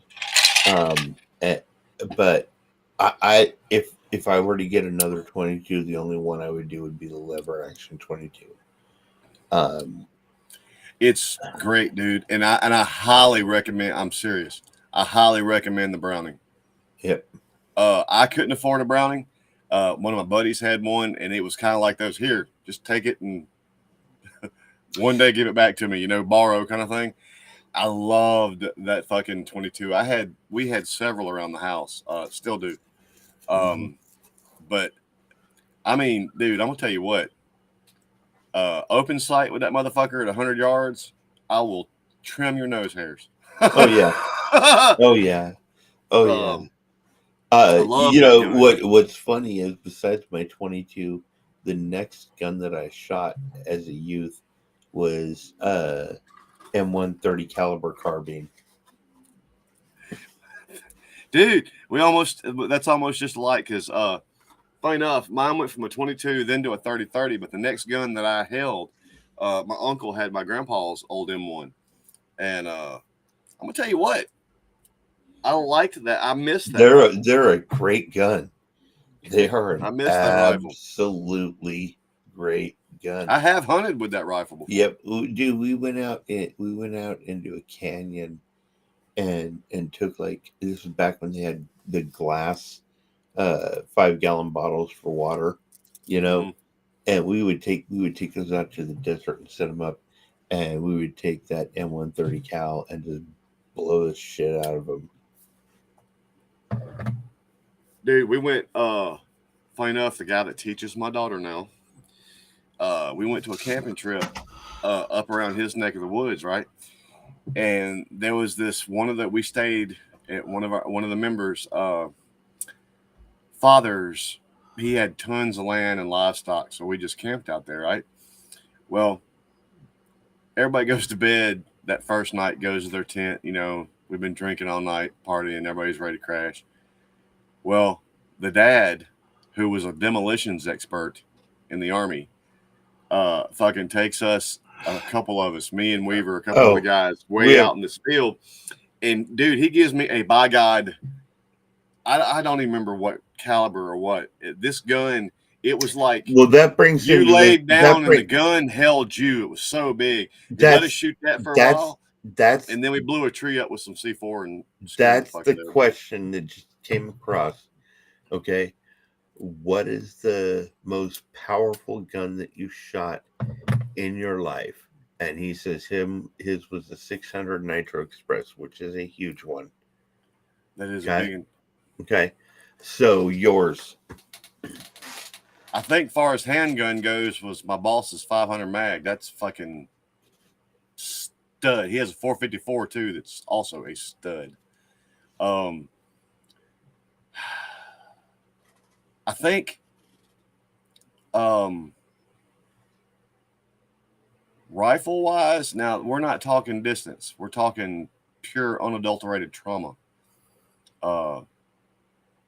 I mean, you start going 45-70 or 35 Wheeling or something like that. I mean, My dad had this old school musket style muzzleloader. Mm.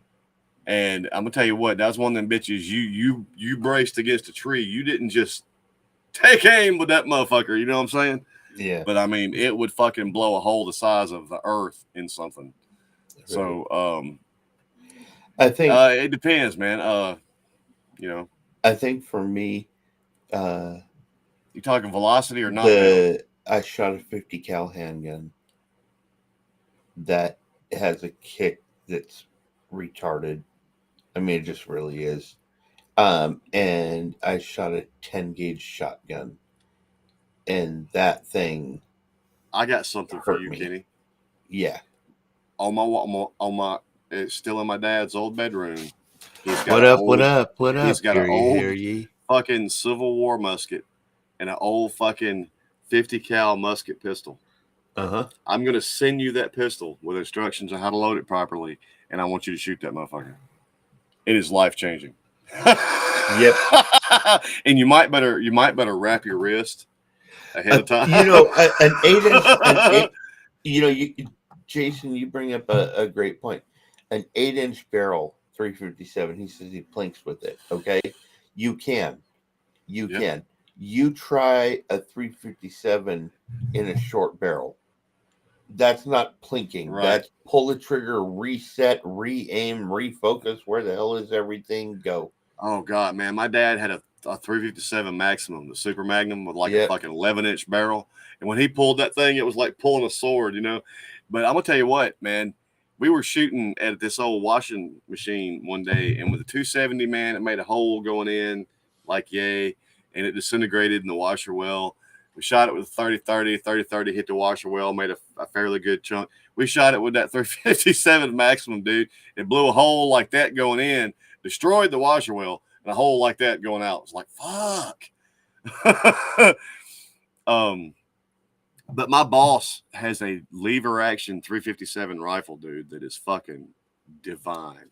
Oh, I would love. Divine. I would love a really good 30-30 lever Me too. action That's with a scope on all it I've ever for wanted. hunting. Now, What's up here, you?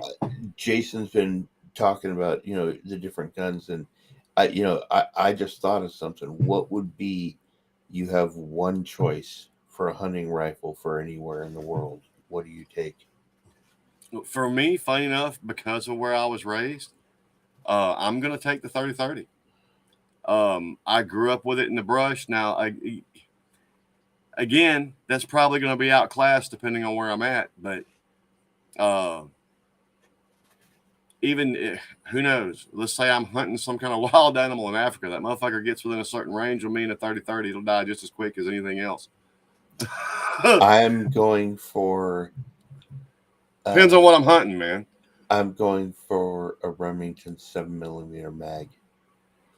7 mag's a nice gun.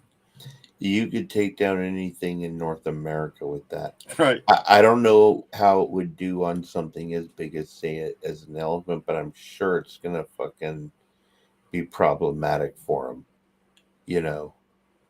That's a nice gun too, Jeffrey. Yep. 30-30. Yep. 338 Win Mag. Yep.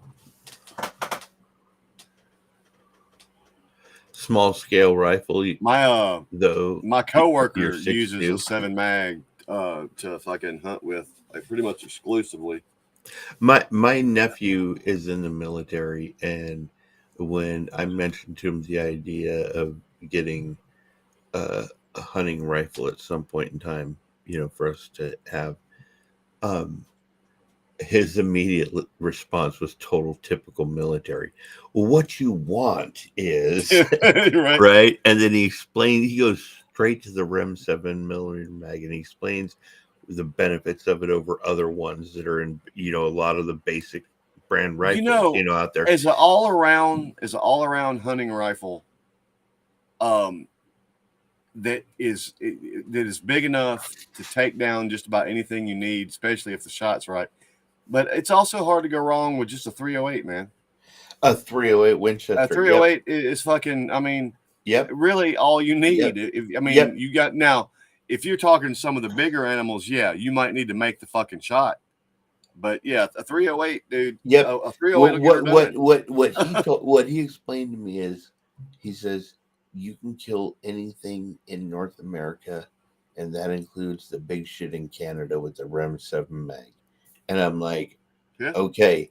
So he was going for, if you want to kill a motherfucker, get this done. Right. Right. But Yep. I also understand, like, let's be real, in northern America, where we're at, like in the USA, one of the most common ones is a 30-06. I have a 30-06 Yep. behind me. Yep. I mean, they're just a phenomenal all around Yeah, round for they what are. we hunt here. They are. They are. For here, for sure. I have one, like I said, sitting behind me. There's nothing wrong with 30-06.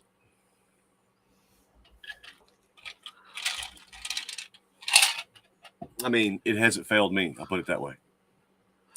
Oh, you live in Montana and have big ass bears and moose, mountain lions, huge elk, huge mule, deer in the mountain goat. Yeah, that's what I'm talking about, because Montana has those animals that a 7 mil mag, even across the canyon, will take them out.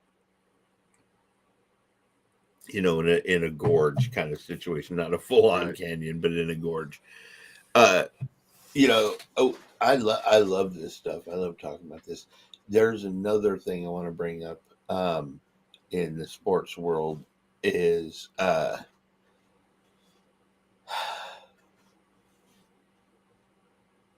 what do you think of this? You and I knew the Brittany Griner situation when she was held over there, right? Right. And we knew who they could have got released. Right. And who they chose to release. Exactly. Yes. And then she comes back to the U.S. and she doesn't directly say anything, but she has people say it for her, that the disrespect for her was like undue. People booing and whatever. You know what I mean? That kind of disrespect at the game. What do you think? Jeffrey, go Texas. I'm glad they beat Bama. Dude, Hell yeah. sorry. Wait. I got distracted answering the question in the comment. You gotta let me fix a drink. Shit, hold on. A drink? Do I have to get a shot? Fucking A. Hey, I'll tell you what, you guys. I was watching the college games this weekend, and it was pretty cool. There was a lot of really good games in there. I, regardless of who your teams are, I see, the Longhorns and stuff. Okay. For Jeffrey, you're the Longhorns. No, nothing personal. Texas A&M. Because my uncle was actually a professor there. And so I grew up watching A&M games when they were on TV. But yeah, Texas, for whatever reason, has like phenomenal college teams. Like, we watched that Texas Tech game. Oh man, they were eating that up.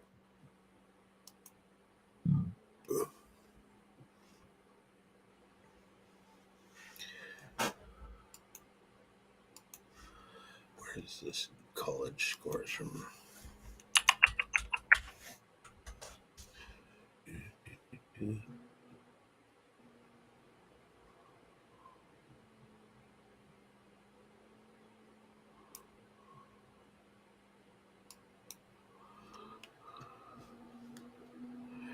Oh my god, it sounds like my computer's going to launch. It just might. All right, where we go? Where we go? Where was?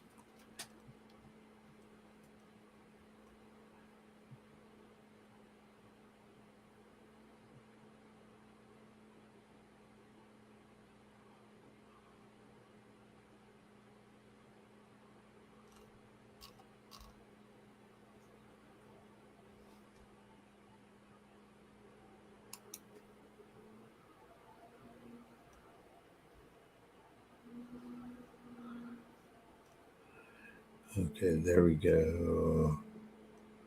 Oh no. USC beat the crap out of Stanford. That's pathetic. Penn State, like, I don't even know why Delaware has to play them. That's just a complete ass whooping every time. Washington beat up Tulsa. Where is this one with Texas Tech? Oh, Oregon, Texas Tech. Oregon, Texas Tech, man. I'm just saying, All right. Oregon. Sorry. I was going back to college. Oregon, Texas Tech. I'm just saying, Oregon got lucky because it went to overtime. I actually did not see that game. No, it didn't go to overtime, whatever it was, but it was like, no, right at the very end. It was 30-38.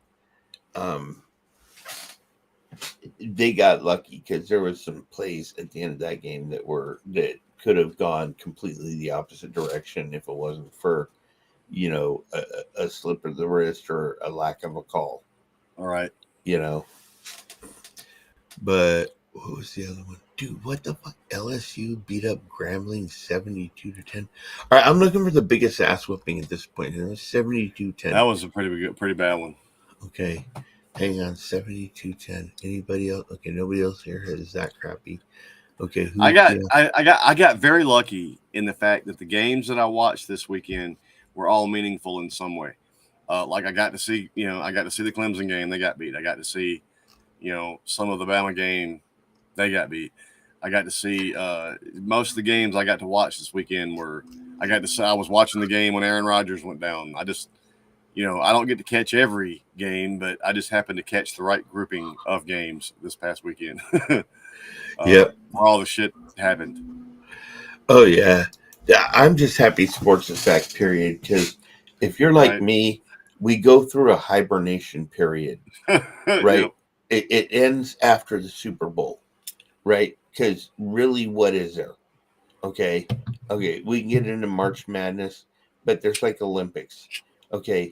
And how many NFL football fans want to watch all the Hey, parts I of actually the Olympics? tried this year to watch some of the XFL and the USFL, and it wasn't bad. It wasn't the most awful football I watched, but Hey, it which just one's wasn't the the ones same. with the chicks in bikinis?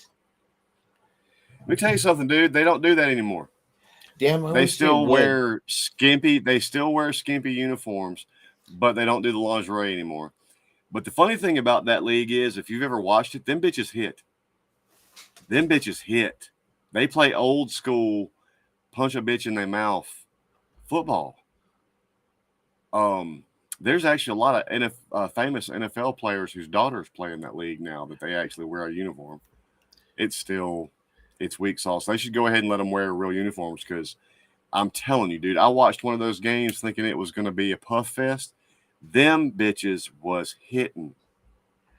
Yep. I mean, hitting. Jeffrey, so as far as the Aggies go, we never expected them to win. We never did. And when they finally did, we were like losing our shit. But why we root for the Aggies is if you go down to College Station, Texas, where Texas A&M is, right? Um, they have joke books and all this shit about Aggies. Like they got a coffee mug where the handle's on the inside of the mug and it says Aggie coffee mug. Right. Like, they just make fun of themselves to the extreme.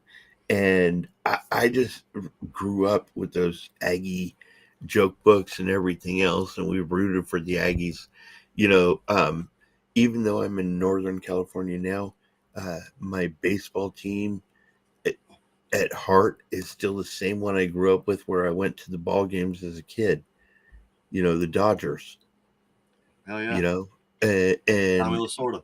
yep, it was Tommy Lasorda. It was Ron Say. It was uh, Pedro Guerrero. It Hell yeah. was Jaeger. Um, yeah, dude, it was like it. We were on fire. It was us against the New York Yankees. That was the big threat. That was like the big competition between the two. Yeah. Yankees would tend to do better in when it came down to it at the end than we did on some of them.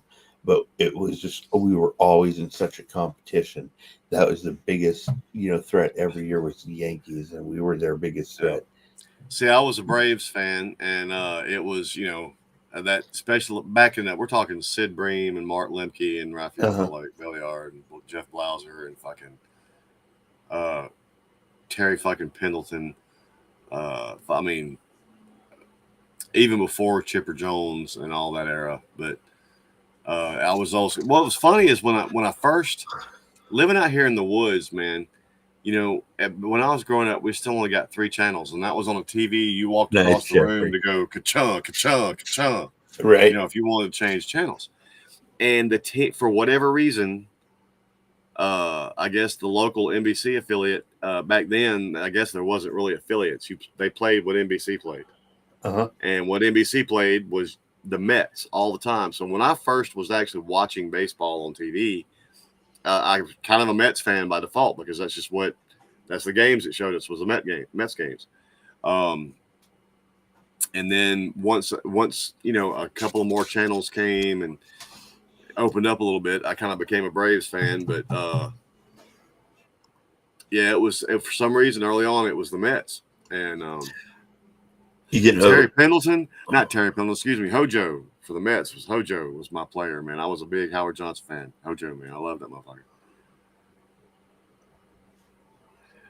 Dude, I got an idea. Because we have 6 people watching on your channel and 1 on mine, and I don't believe, one of them is from our Discord. We still have people hiding, but I got an idea. I've got an idea. When the mic fuck him up. Oh, don't let me mess this up. I might mess it up. Okay, Jason. Nolan Ryan was a stud, dude. Dude, Nolan Ryan is, for real, one of the baddest ass players ever. You know what's funny is nobody had when he was younger, man, motherfuckers charged the mound, they get an ass whooping.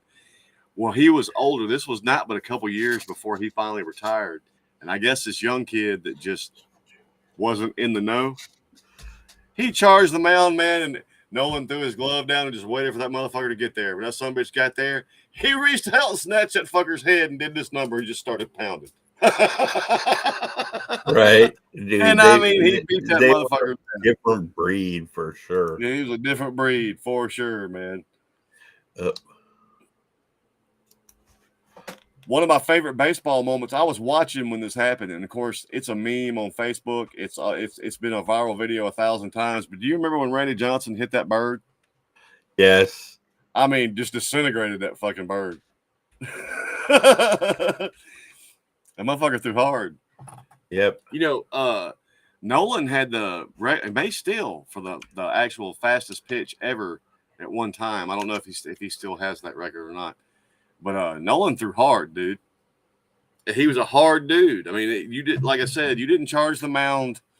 It took a couple times early in his career before motherfuckers said, you know what, that might be a bad idea. That's why it was so funny to me when he was older. And that dude, the kid that was playing, was probably in his early 20s.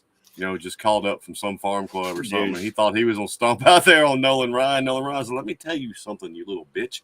Right. Dude, he was a different kind of dude. Another epic player from that era, Cal Ripken Jr. I 100% agree, dude. I was just thinking to say, man, Cal, it's hard to argue with Cal Ripken, dude. Dude, his record is through the roof. And even the way he went out when he retired, like he homered for the win, it's that kind of a movie kind of career, but they don't, like, he was the Iron Man.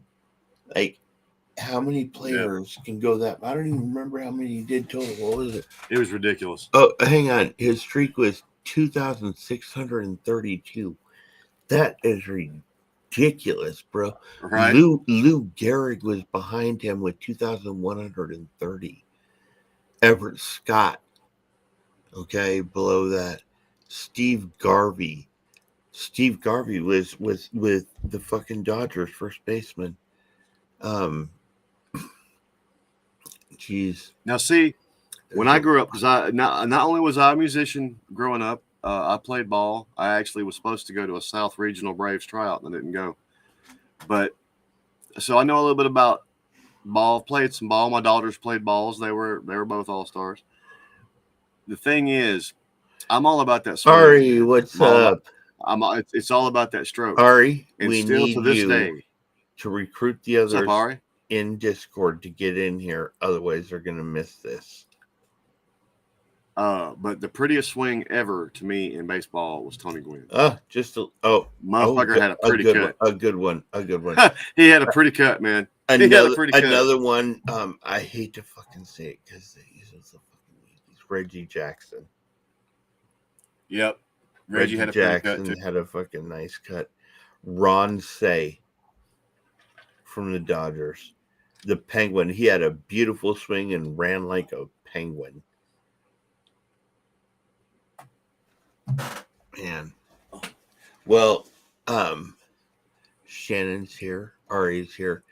Okay, you two tag team the other fools over there and tell them to get over Jackson here. had a good cut too, Jeffrey. Mm-hmm.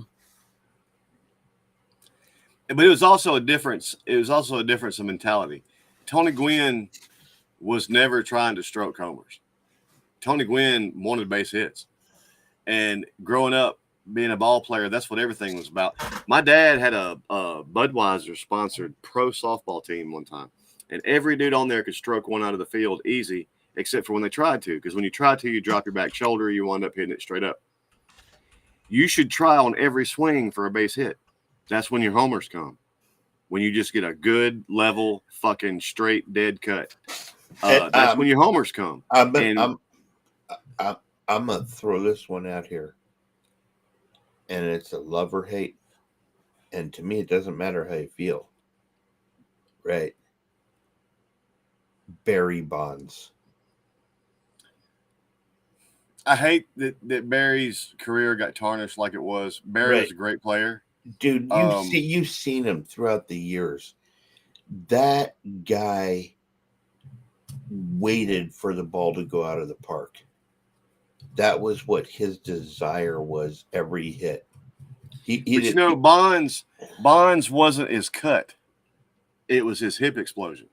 Oh, yeah. On that, he had the power in the hips. It was his hip explosion. Yep. That's where all his power. You know, some of the best hitters, it's either in their legs, in their hips, or it's in their arms. Mm-hmm. You know, and you don't see one really that has it all. Each one has their own unique stretch that gets them beyond. You're gonna laugh at me. Do you know who one of the last players to truly have it all in his swing was? Mickey Mantle, dude. Nice. Oh, yeah. Dude, I mean, he had first off, he had a great cut. He generated. His was a full. His from his toes to his fucking eyeballs. Just everything about the mechanics of how he torqued and everything gave him a lot of pop. He wasn't a guy that's going to be remembered for a home run king, but God, I mean, he's got to be in the all-time list for doubles and triples. I mean, he just always put the ball hard in the field of play in a hole. You know,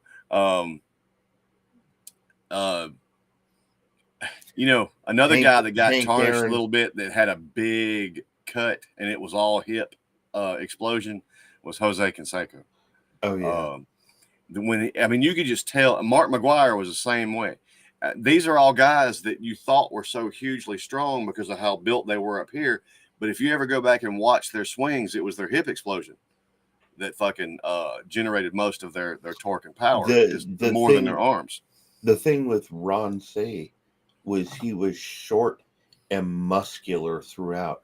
Like he had chubby legs that were muscle. You know, he was short and had that combination of the leg strength and that abdominal twist. Plus he had pretty buff arms, you know, so you could get that in there. There's a few players out there that you see through, you know, and I don't watch all of the teams, so I can't, you know, tell you whether or not your team had somebody that was like that. But, you know, of the ones that I watched, you know, the names that you throw out are pretty recognizable. Mm-hmm. You know, so, you know, to me, Barry Bonds. I was a Hank Aaron fan, Oh hell yeah, of course. and when Barry Bonds passed him, and Hank was like, "You got this. This is your record." Like I was like really blown away because that to me, I was like, man, You know what? I never thought anybody would break Hank Aaron's record at all. But you know what Hank's strength was? This is one of the first things that I learned playing ball from some of the coaches I learned from is there is a difference between bat speed and bat power. What Yep. you want is speed. And Hank, he had a pretty cut. His hips were fine. He had But he had tremendous bat speed. He could swing, and there's a difference between swinging it fast and swinging it hard. yep. And a lot of there's a lot of young players The that now different the struggle with difference that. is the difference is, and tell me if you think I'm off on this, I'll gladly accept it. To me, the difference is hitting it strong means you have this sweet spot. You catch the sweet Hitting spot, it of course. fast means it doesn't matter where it hits on the bat. If you're doing it right and you're hitting it fast enough, it's either going to go to left, to center, or to right. You know, But Hank, he would generate such bat speed. When the way his body torqued, he wasn't just producing power; he was producing bat speed. And then on your bat speed, where the rollover comes, the snap of your wrist, right on that snap. oh, If Johnny you hit the ball Bench. dead, right on that snap, it's gone. The snap of the wrist is everything, man. Especially guys for smaller guys that hit just as hard as Martin stronger says guys. Martin says It's bat wanking. speed and Martin says wanking too much if you Yeah. got wrist speed. There we Yeah. go. the snap. Hey, I mean, Johnny that's how the Bench. smaller guys. That's how the smaller guys compete with the stronger guys. Yeah. It's bat speed, and fucking the snap of Dude, the wrist. look in the NFL. Why have there been successful midget running backs? Right, low center of gravity for one. Okay, and Pad level. a leg strength to either keep pushing when you're pushed by guys bigger than you, or the leg strength to twist and turn and rotate out of it and jump over somebody, like in the case of Barry Sanders, right? You know, we've seen many of these running backs that have these skills to get out of it. But Darren like Sproles. they're not, yeah, Darren Sproles, definitely. LaDainian Tomlinson, you know, a lot of these guys. And What was dude's name? Played for the Ravens for a while. I think he was the one that punched his wife in the elevator. Or maybe I'm thinking a different guy. He was a little bowling ball of a motherfucker, but he was impossible. They called him Mighty Mouse. No, I'm thinking two different guys. Mighty Mouse was the dude that played for Jacksonville.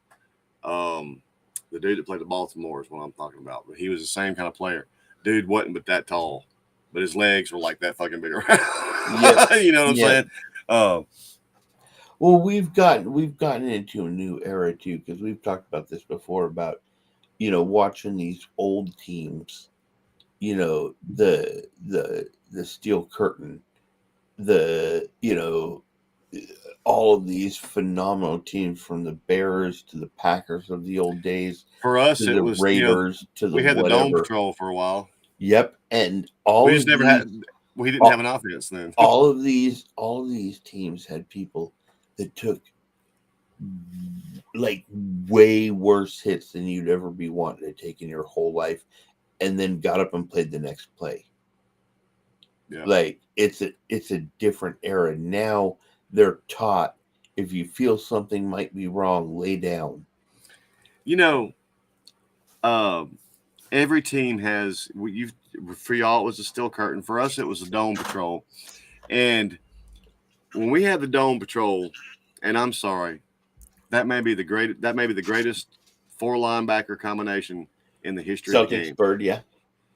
So, with that being said, Patrick Swilling, he was the sniper. Vaughn Johnson, he was the motor. Sam Mills, he was the technician. Ricky Jackson was a dog that wanted to hit you and make your fucking grandkids feel it. Dude, back in the day, Ricky, back he would hit a back motherfucker. back in the day, there were NFL. We're not going to necessarily say head coaches, but we're just going to say some coaches in the NFL actually were offering like bounty fees for certain players. Okay, nowadays these dudes whine over getting tapped. Dude, I'm gonna send you a link if I can find it again. But they were interviewing this. Oh, I'm talking.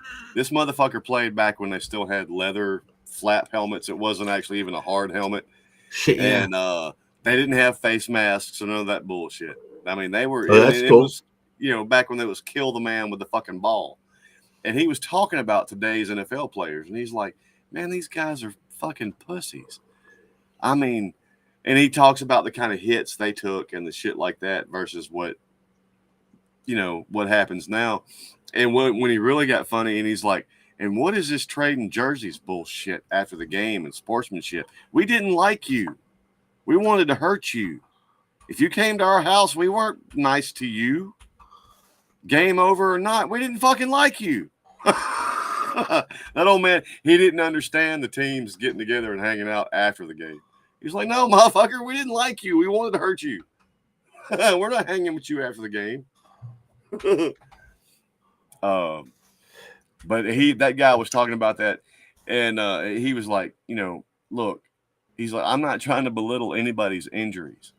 He's like, but you look at some of these players these days, and they're crying. He said, and he said, our school of football, it was the point to hurt somebody. Yeah, I'm looking for this one. What was it? That's back when the motherfuckers be taking sips of whiskey and smoking on the field, man. Okay, I think one of the last players I saw smoke on the field was Kenny Stabler. You remember Kenny Stabler? Oh, hell yeah. We had him. Dude, remember, I grew up in not in LA, but everybody refers to Southern California as LA. I grew up out in the outskirts. Yeah. And the Raiders were getting offered a stadium. They said they didn't get an offer. They did. They got an offer, but they didn't want it because it wasn't intersecting the two most major freeways. So they left LA. But they were playing at the Coliseum. Roger Staub, the first game I ever saw in a stadium, I was a kid. My uncle was a professor at Texas A&M, so I went out there, and we went up and we saw the Cowboys play. And I don't know who they played, but Roger Staubach was the quarterback. I don't know if they won or not, but I was like 6 or 7. And I saw them cheerleaders, and I was hooked instantly. Like it was on like Donkey Kong. Dude, Starbuck he's another throwback to a different era, man. He was a smart quarterback, but he was a fucking man, dude. You had to be in the league back then. There wasn't none of this coddling motherfuckers. I mean, if you come through the line and you could fucking put that quarterback out of the game, then your job was to put that motherfucker out of the game. Yep. And what's funny is now that they bitch so much and everything, but that's why football players started making the big money. And now you're taking, and don't get me wrong, man, I ain't wishing nobody an injury. But again, you're expecting me to be okay with you making $30 million a year. You goddamn right, you better take a hit. And you better get up from that motherfucker and play the next play. I mean, my old decrepit ass, for $30 million, they ain't a motherfucker on that field that could put me down. I mean, they can, but I'll keep getting back up. For $30 million, you fucking right. Dude, it's funny. I saw somebody posting something about Jeffrey said he has 2 legitimate stock shares in the Green Bay Packers. Um, when I was married to my second wife, I had the opportunity to buy, and I did buy the game worn jersey from Emmett Smith from Thanksgiving Day game in 1994 when they played the Green Bay Packers and won.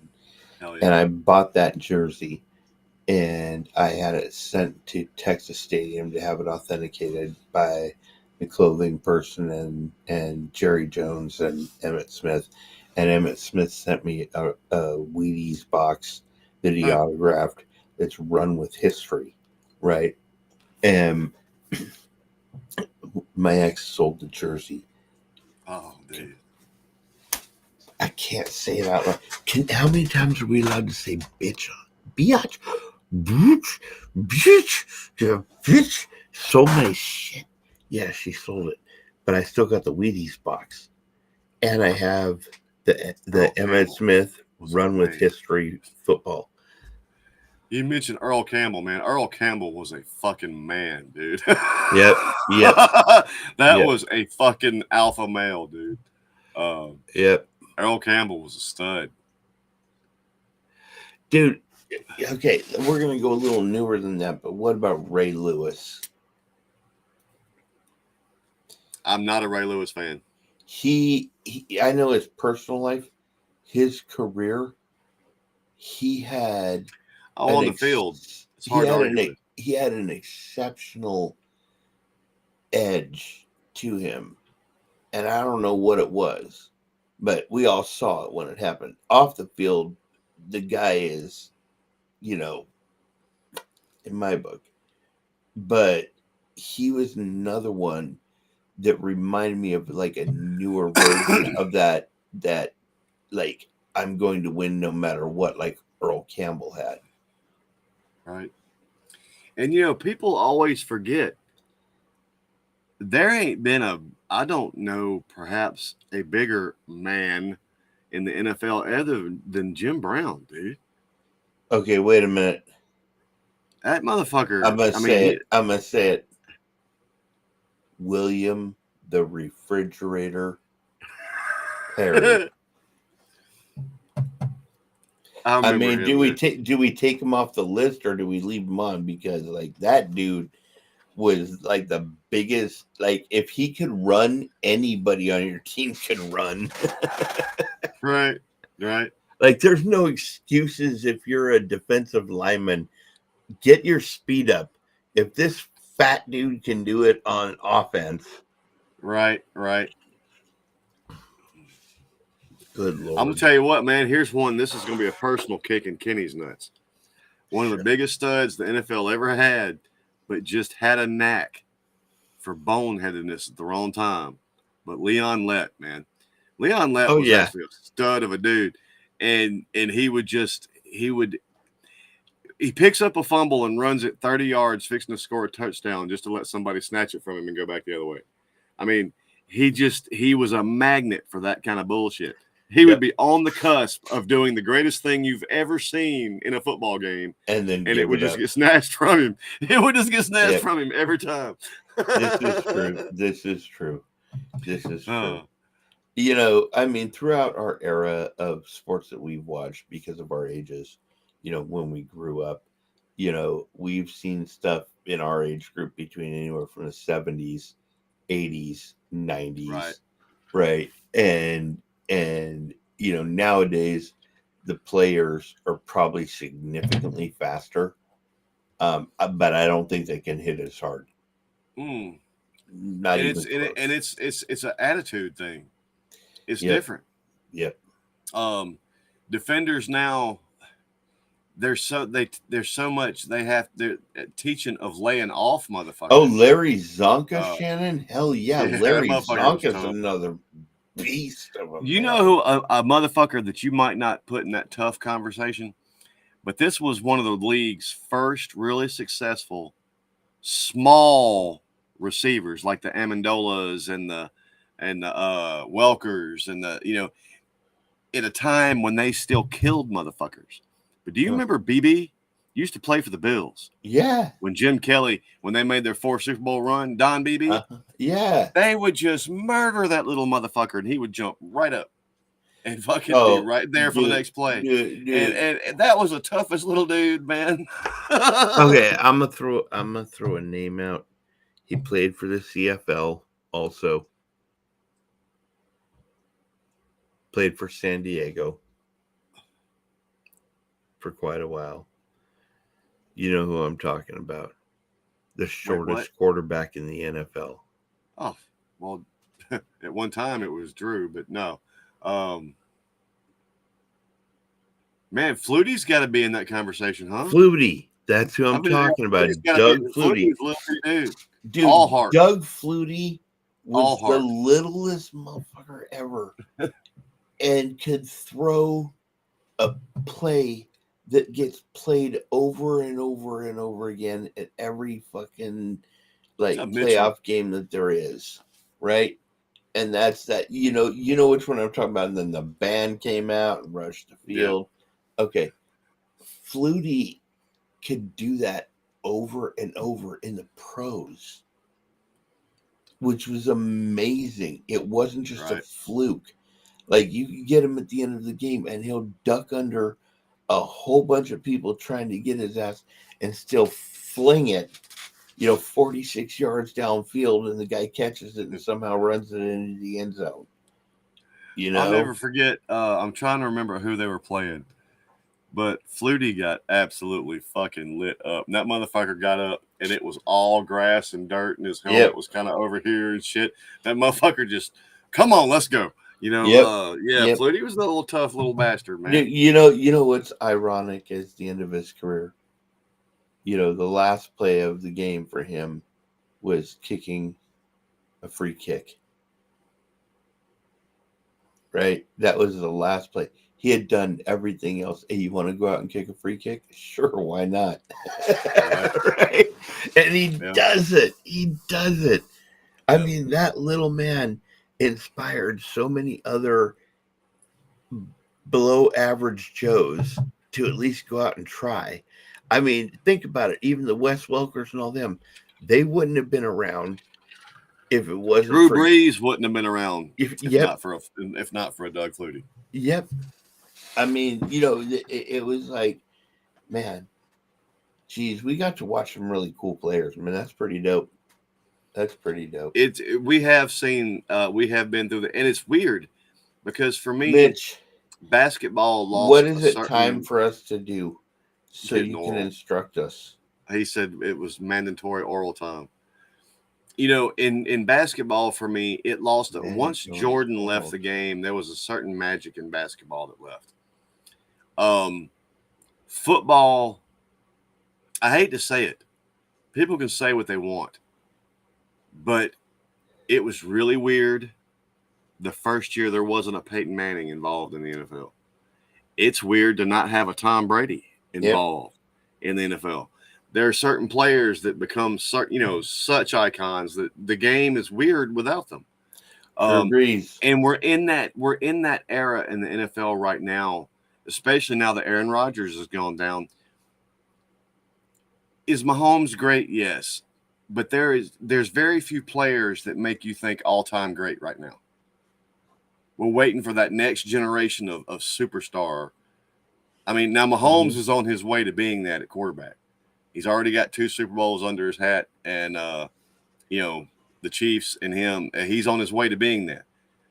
He's still, to me, I mean, all-time great, and that's a different level to me. And he's just hadn't been playing long enough. Now, if he's still playing the same way he's playing now, say 8-10 years from now, then yes, I'll say he's an all-time great. But there's very few of those. I mean, Mahomes has that potential. Dude, but other than that, who in the league just stands out to you like, oh, God damn it, that's a first ballot Hall of Famer right there? Nobody right now. I mean, we grew up in the eras of Morenos, of Elways, of Steve Young, and all Montana these, was one of my favorites. Montana, the whole thing. He was a surgeon. You name it. There was a lot of great quarterbacks back in that era, and I don't see any of them doing what they did. So I'm waiting to see what they break out in that makes them that good that they get in. Uh, I think Mahomes is a good quarterback that'll probably get them through 10, 12 years Oh, and hold on. keep them Let me pertinent. address something, Kenny. Yeah. Jeffrey, I just said he was the last of those great players for me. I am a Larry Bird guy. Larry Bird would fucking cut the knees out of any player today. Larry Bird would take LeBron to school. Okay. Jordan even said one day that one of his, Bird's a whole nother fucking animal, dude. There's nobody in the NBA today that Bird wouldn't take to school. Period. I'll put it Period. to you this way. That's a great conversation, and I give Jordan a tremendous amount of flowers. Right. Like more than his, because he was that good. I give Larry Bird that same amount of flowers. I grew up, or where I grew up, we had the Lakers in LA. You're probably watching Kobe. Kareem with Magic. Right. Oh man, old school Lakers. Kareem, that was the best rivalry in basketball ever. Old school Lakers and Celtics. Yeah. Woo! And Kareem was unstoppable with that hook. Of course. Like he was 9 feet fucking tall. Dude, he was like impeccable. Like he would just put points on the board over and over. Kobe was another kind of animal. He looked at you like he wanted to irritate the shit out of you to tell you that he was in your mind and you can't win. Like when he's on the somebody's at the free throw line, he's staring at somebody like he wants to knock them the fuck out. There was a different type of intensity with him. Up here we have the Golden State Warriors. Are they elite? They won a lot. Okay, are they elite? We'll see. Time will tell. Right. They have some great players. I'm not going to take anything away from them at all. But I don't see anybody with that veracity like Larry Bird or Kobe Bryant had. Let me tell you what Larry did, man. One of the first times Larry came to Detroit, it was a big part of that storied rivalry. That motherfucker walked in, and they were doing pregame warm-ups and shit. And he walked over to the other bench. He said, "I'm gonna score about 40, about midway through the third quarter, and I'm gonna sit down and let y'all have a chance." And lo and behold, by about 6 minutes into the fucking third quarter, that motherfucker done scored. Put that 40 burger up here and said, "All right, I'm done, y'all." I mean, it wasn't enough that Larry could get in your fucking skull. He was one of the best trash talkers the game ever had. He would back that shit up. He would back that shit up. Before his back injury, had Larry Bird not had his back injury, and you got about another 10 years of Larry Bird, dude, the conversations would be so different now. I mean, like I said, you should hear. There's several interviews with Jordan where he talks about Bird, and by the time Jordan was rising to prominence, Bird was really on his way out. He already suffered that back injury, and he said, "Man, because they played together on the very first Dream Team," and he said, "Dude, that's the most foul motherfucker, and it pisses you off because he can back it up." Okay, I will mention this, that we were warned it's time, and apparently they've migrated. Do we go there? Sure, let's go. If you know, you know. If you don't, you got to figure it out. We'll see you over there. Hey, everybody. Thank you for tonight.